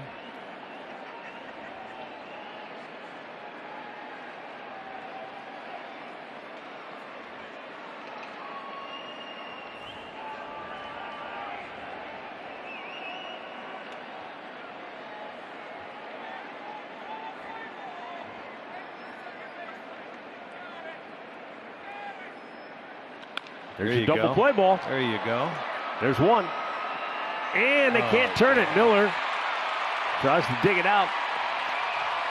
Rangers will get a couple of runs on the play. I'd say he made his pitch to get a double play ball. They didn't turn it. Freeman throwing the dirt. Owen couldn't help pick it up. But this is definitely a double play ball. Hit hard enough. And he comes across the bag, didn't get much on the throw, and short hops Miller, and he had no chance. So that'll be a fielder's choice, an RBI, and an error on Freeman.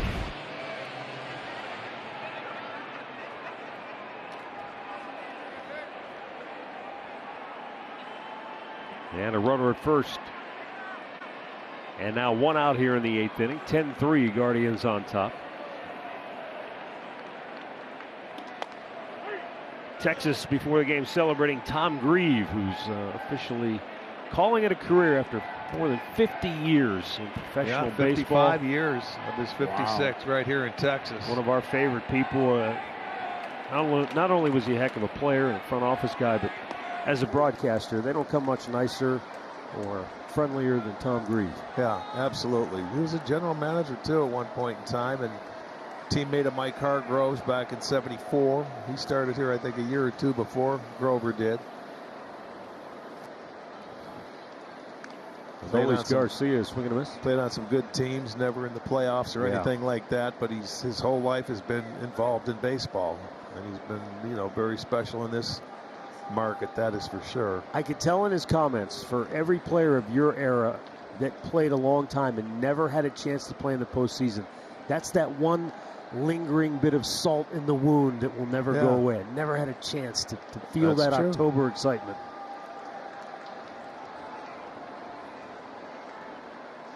Well, it was a little tougher because there weren't divisions, there wasn't wild cards. You had to win your division if you were going to make it. Swung out and missed. Garcia down on strikes, 2 away. Hey, Matt, did you say that Seattle was headed home for a long homestand after today's game in Kansas City? Yeah. Well, they're going to want to get there soon. After they had an 8 spot in the 5th inning, then they scored 2 in the 6th. They just gave up an 11 spot. Get out of here to Kansas City. Kansas City. It's 13-11 in the top of the 7th right now. With KC's leading. Yeah. And 11 my goodness. 11 spot inning. Good for the Royals. Yeah, talking about not rolling over. Hey, playing spoiler, that's about the only thing you have left. You can have fun doing it, too. Wow. Wow, that's 11-run innings. That hasn't happened, but maybe, I don't even know if it's happened more than that time today. Have to check it out.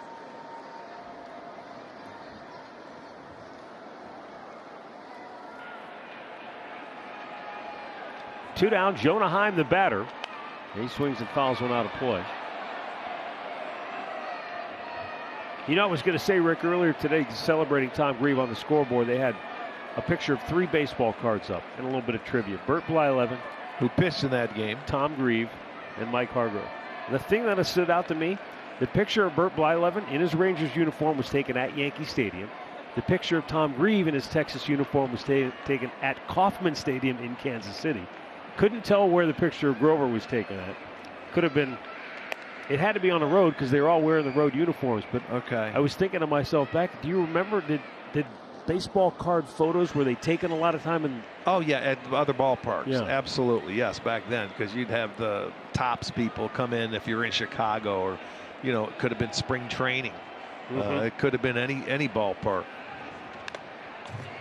It's funny you say Chicago, because I was looking at some old baseball cards because my kid is into them now.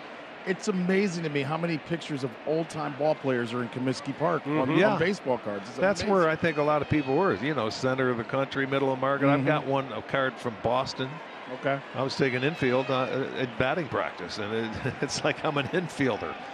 But I think, Chicago, they're all over the place. They show up. Hey, can I get a picture? Sure. My favorite are the awkward poses sometimes, like if a pitcher and his follow through, and then they're just posing. Yeah. Those are some of the weirdest looking old time cards. Well, that's how goofy the photographers were back then. That looks good. I think he went. Did they have to appeal? No, they don't need to. Couple of Ks for Brian Shaw. 2 runs on the board for the Rangers, but it's 10-4 Cleveland as we go to the ninth.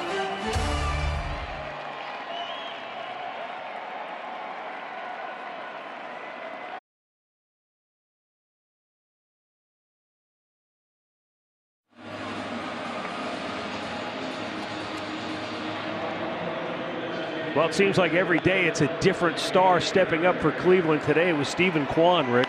Yeah, he had his day going the other way, driving in the first run for the Guardians today. Then he goes ahead and he steals a base.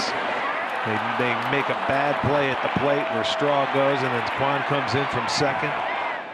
And they ended up having a 4-run inning, and then caps it off with his first career grand slam after he was down in the count 0-2.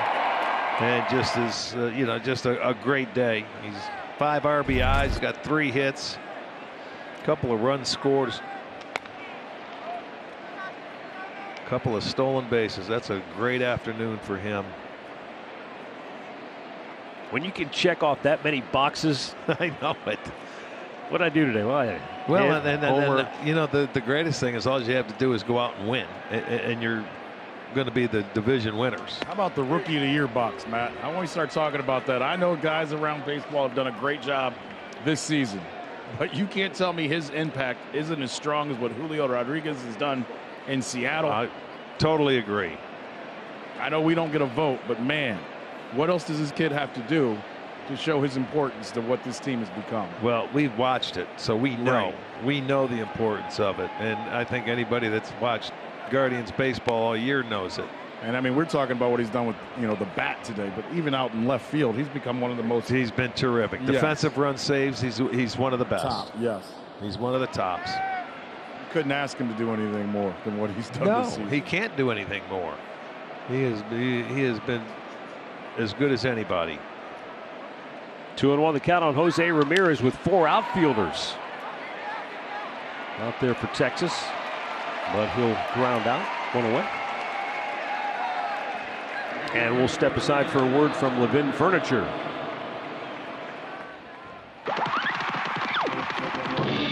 It's a steal. Ergo Comfort mattress in a box starting at only $2.99 at Levin Furniture and Mattress.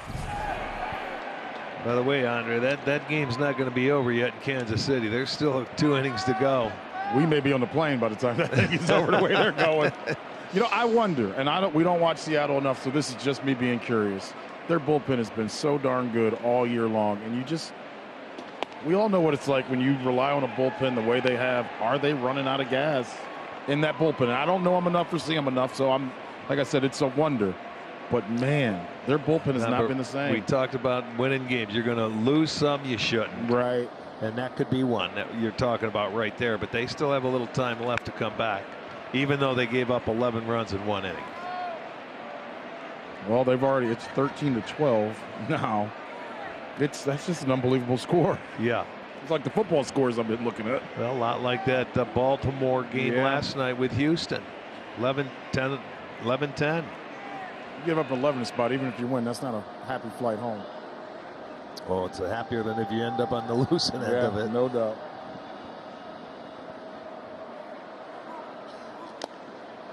Tied him up, struck him out. Good work by Dennis Santana. And 2 down. Well, stay tuned because we're going to cover it wall to wall. The celebration, you'll hear from the Guardians inside the raucous clubhouse when this one's all over. Guardians Live presented by Toyota. Alan Jensen will anchor it back in Cleveland. Andre and I will prepare to go into the belly of the beast. And bring Arch down here too, man. I'll be down there eventually. When we get ready to leave. Yeah. You're like when the coast is clear. You're like John Q. You probably already gave the books up and left already, probably. I've already done my swimming in Champagne. You guys go right ahead. I'll save you a glass. You'll be stuck to your airplane seat, but you can't get back off. I'm gonna sit on your lap. That's no, what you're I'm not. You're not allowed on my side of the plane. Maddie and I are flipping seats today. Yeah. Oh. Yeah, don't hurt anybody now, Owen. Tito, you got to move better, Tito. He's about to throw something.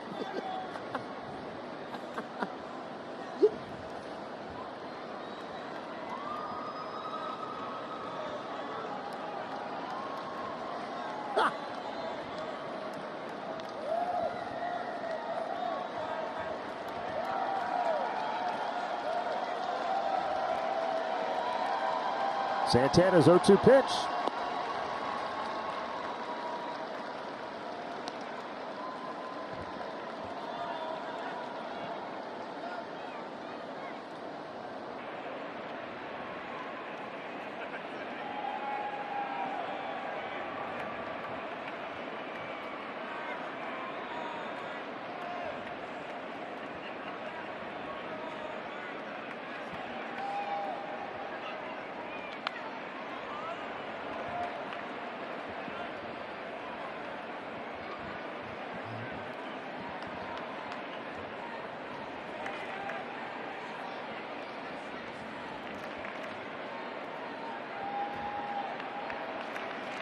Two away here, 9th inning.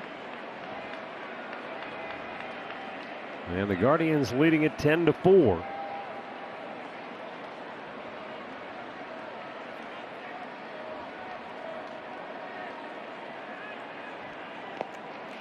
I see James Karinchak up again in the Cleveland bullpen. Maybe he will come on and pitch the 9th after Brian Shaw.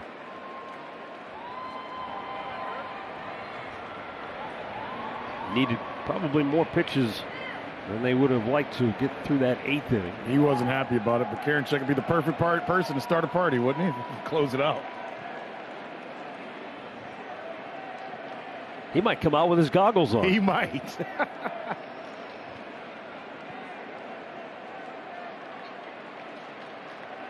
2-2.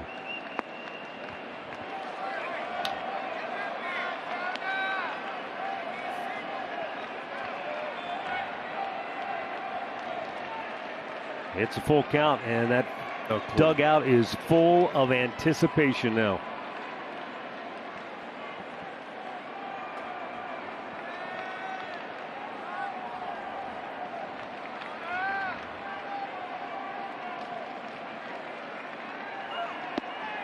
And Owen Miller draws a 2-out walk. His second straight walk in the ballgame. And it will bring up Gabriel Arias.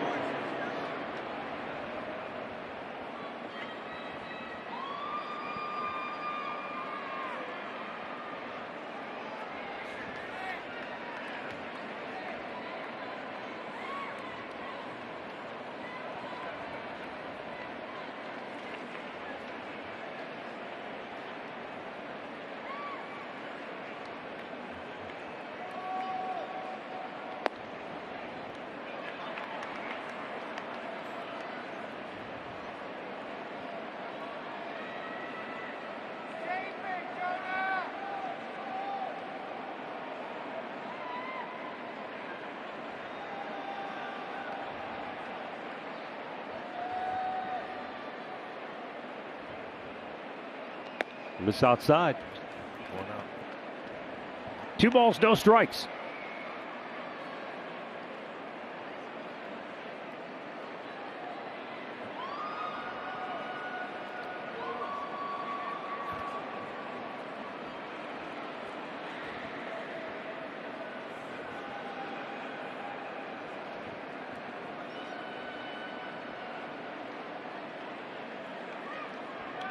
Fouled right back. Gabriel Arias called up while the ball club was in Chicago.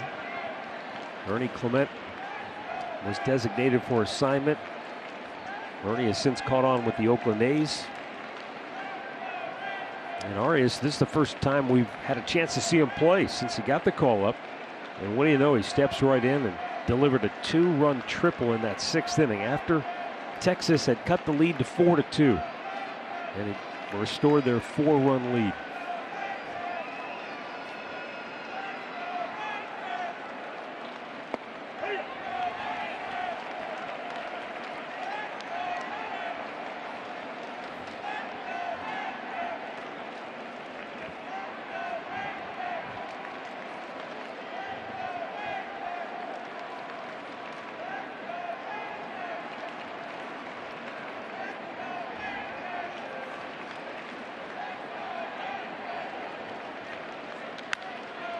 And a pop to shallow right.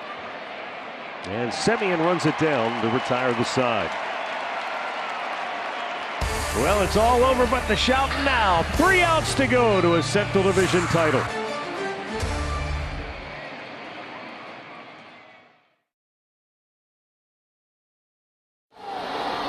Cody Allen with the strikeout. And the Guardians were off to postseason baseball. What a year that was. And what a wild October that turned out to be. No doubt. No doubt about it.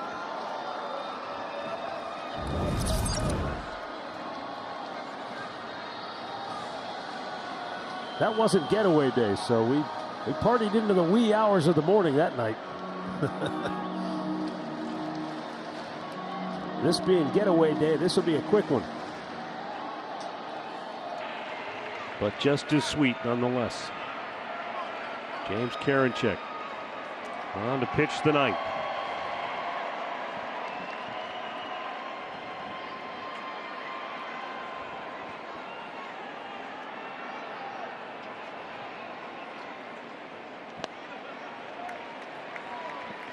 Josh Young leading it off, 2 hits, a double and a run scored.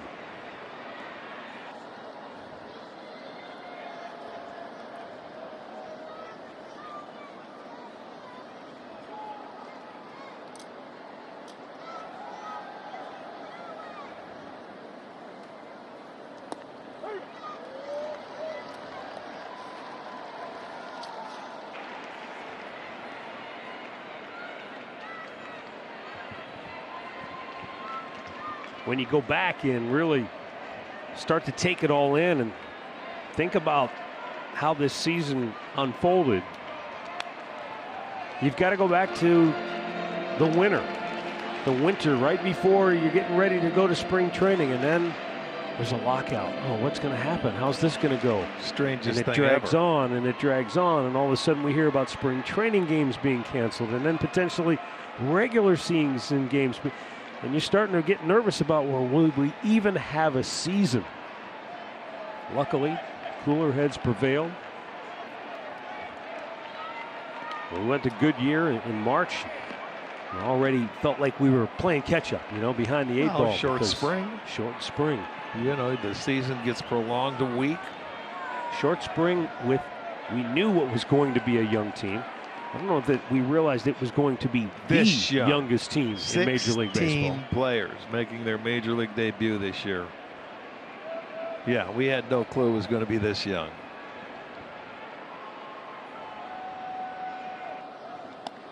But as we say, now you remember this for next year when we go to spring training. Just because your roster's set up, and once we leave spring, it's not going to stay there after. It doesn't mean a thing. It certainly does not. We were talking about that. I think Andre brought it up.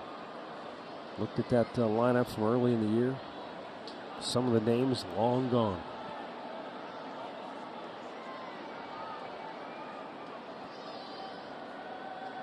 Josh Young takes, and a full count. Yeah, there's always turnover. You never know how it's going to truly play out. You have some ideas. Most of the National Baseball forecasters didn't have Cleveland even in the mix. There might have been some people in that Cleveland dugout that were skeptical whether they believed be they were in the going to mix. do it until about the month of September. Swing and a miss, and down goes Josh Young. One away.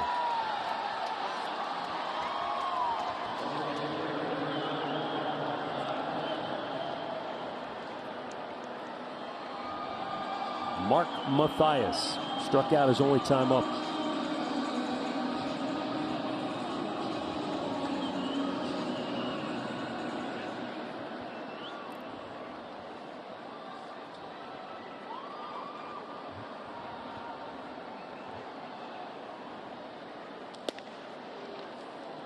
There was, though, I can still recall from the first day I walked into the complex in Goodyear, and we hadn't even been there in 2 years because of the recent pandemic. Right. But there was a palpable energy and an enthusiasm that just felt different to me. Now, at the time, I didn't know if that was just the collective energy of youth and guys were getting their opportunities for the first time. But now I look back on it, it was a very real belief and confidence that those guys had that they could compete, that they wouldn't just be and also ran. And it started with Josh Naylor, a conversation I had with him, and I mean, he was adamant. It wasn't just lip service. He was adamant that they would challenge, that they would be a team to be reckoned with. And he played like it. Well, the fun part of this season, you get to go through that 162 games and watch how things changed, and the belief, and the team got better, and the kids got more comfortable, and it's been an exciting season to this point. And these guys, once they sense it, they have not stopped losing.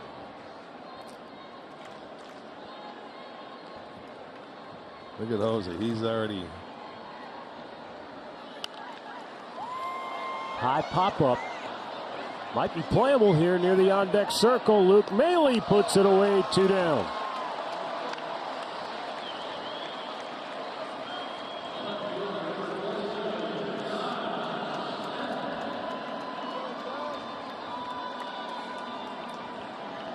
This might be his best job ever of managing this year. I agree, and I think I told you the other day, for me, it's because of his ability to delegate. Yes. And allow his coaches the autonomy to go out and work with groups and do their job.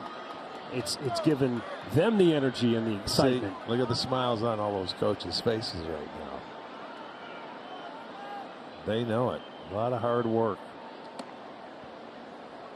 And I think this young group, coaching staff included, has energized Terry Francona. Agreed.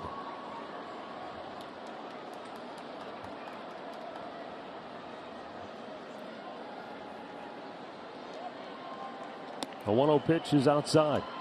You know, we often talk about expectations can be almost exhausting when you go into a season and everybody's picking you.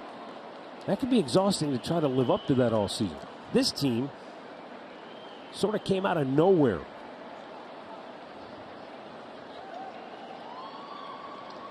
The 2-0. Ripped down the line, foul.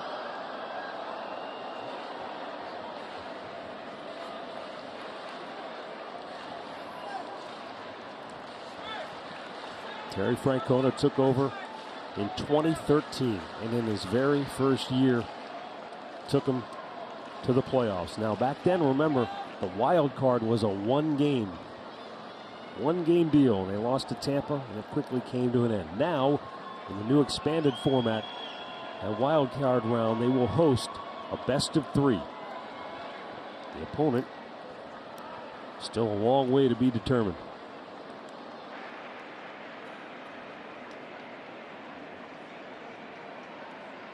2-1 pitch, and Just a little bit inside. Oh, there we go. Got the good stuff, Arch. They're ready to roll. Iced down and ready. 3-1 pitch. Full count.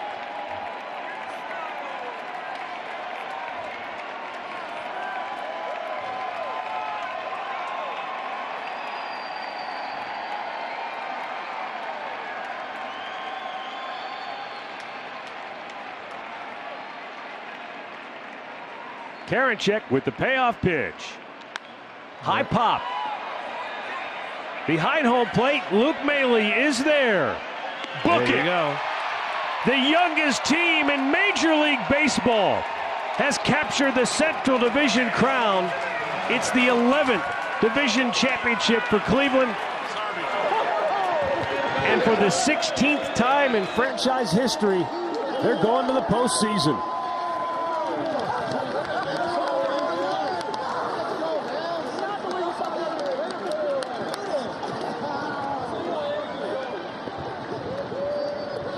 Nobody saw him coming, and they relished that role all season long. But that belief, that inner confidence never wavered, even when they struggled at times.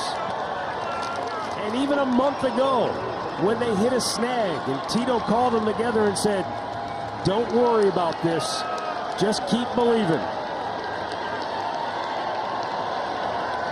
And now they can put on the championship hats and the T-shirts and have a party. It's nice to see they have a lot of fans behind their dugout right now that appreciate it.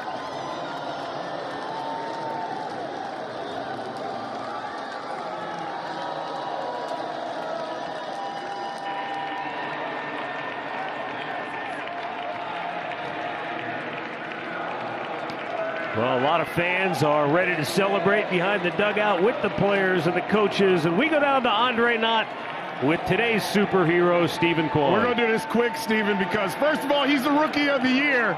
Just think about the first time we talked in Kansas City. You didn't even believe that you were in a big league clubhouse. How does it feel today knowing that you're part of a championship? I mean, it's surreal. It's truly a testament to how much hard work we put in. I'm just glad we got the last out today. Well, what does it mean that you can come out today and hit your first Grand Slam, pick up 5 ribbies, and just what have you learned about yourself, but also this team? I mean, this team never die. It's always somebody starting the spark plug. Like today with Free starting us with 4. Gabe obviously hasn't played a little bit, and then he comes out with a triple. Like it's a new person every day. So I mean, this team is definitely special. What have you learned about yourself? I mean, anything's possible. Just never get too big in your head. Just got to take it day by day and just keep it rolling. He's the Rookie of the Year. Let's go celebrate. You got it. Let's go back up to you guys. All right, thanks, Andre. And it is time to party. Cleveland, your baseball club is back in the playoffs, and they will host the wild card round in Cleveland. It's a best of 3 come October, and we'll find out over the next 9 days, 10 days, who that opponent will be. But it's nice to be able to sit back and just watch how that unfolds. Absolutely right. They get to enjoy it. They've worked so hard for it this year. And I'll tell you what, it couldn't be a better time. Now and the perfect thing, you got an off day tomorrow. You can sit back and enjoy it, and everybody else will do it. It's going to be a great flight home. Perfect way to nurse a hangover with an off day. Let's celebrate, Cleveland. Time now for Guardians Live with Alan Jensen. Boys.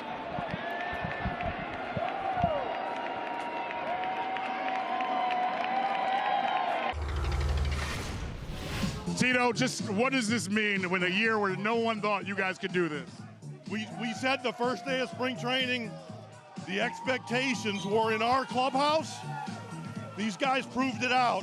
I mean, I know it's not easy. Winning's hard. These guys should be so proud. This is organic. This is what happiness is. We talk about the players, but can you just talk about your coaching staff and how you've been able to get a coaching staff that fits this group so well? You know what? I'm glad you. Oh God, hold on.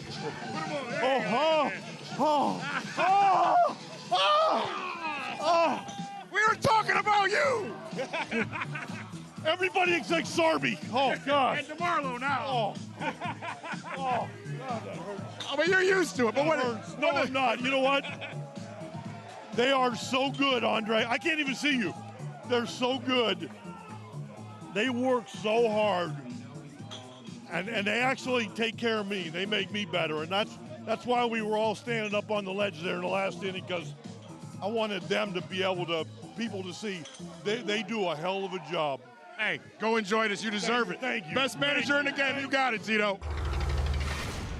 Can't really put it into words. Right now, we're just kind of focusing on enjoying our accomplishments at this point in the year. Obviously, there's a lot to go, a long way to go, and a lot ahead of us. But in this point in time right now, not too many words, just a lot of enjoyment, fulfillment, a lot of hard work that's coming to fruition for us all as a group. We go as a lot of these hitters go. Lately, there's been multiple names. And Steven Kwan has been a mainstay in terms of setting the tone. And you know, today in a ball game that we already had a decently decisive lead in, for him to put up a 9-pitch AB in the, whatever, 6th, 7th, 8th, or 9th, and hit a grand slam was big, bro. It's awesome, man. We ride for each other every day. We love each other. And this is what it's all about. We had a goal in spring to win the division. Now our second goal is to win the World Series, and we're just going to play our hardest and just have fun through it all. What is the camaraderie in this clubhouse? People outside of Cleveland don't understand how close, how tight you guys are. How much has that helped you guys throughout this season? No, it's awesome. Everyone loves everyone here, like I said again, and it's a fun environment to be a part of, and I'm blessed to be here with everyone, top through bottom. And you know, we go out there, we have fun, we play hard, and then the results are what they are. I mean, I don't think you play this game not to, win it all. So we knew our group in the beginning, and we knew if we played hard baseball and just had fun with it and just enjoyed every moment that, success would come eventually. And, we're here now celebrating, and it's awesome. We have another goal, so we're going to have fun tonight and then regroup and, get ready for the next series. Karinchak's ready, and the payoff pitch. A swing and a pop-up. Foul territory behind the plate. Luke Bailey is there. He makes the catch. Ball game. And once again, Cleveland, you will have another October to remember.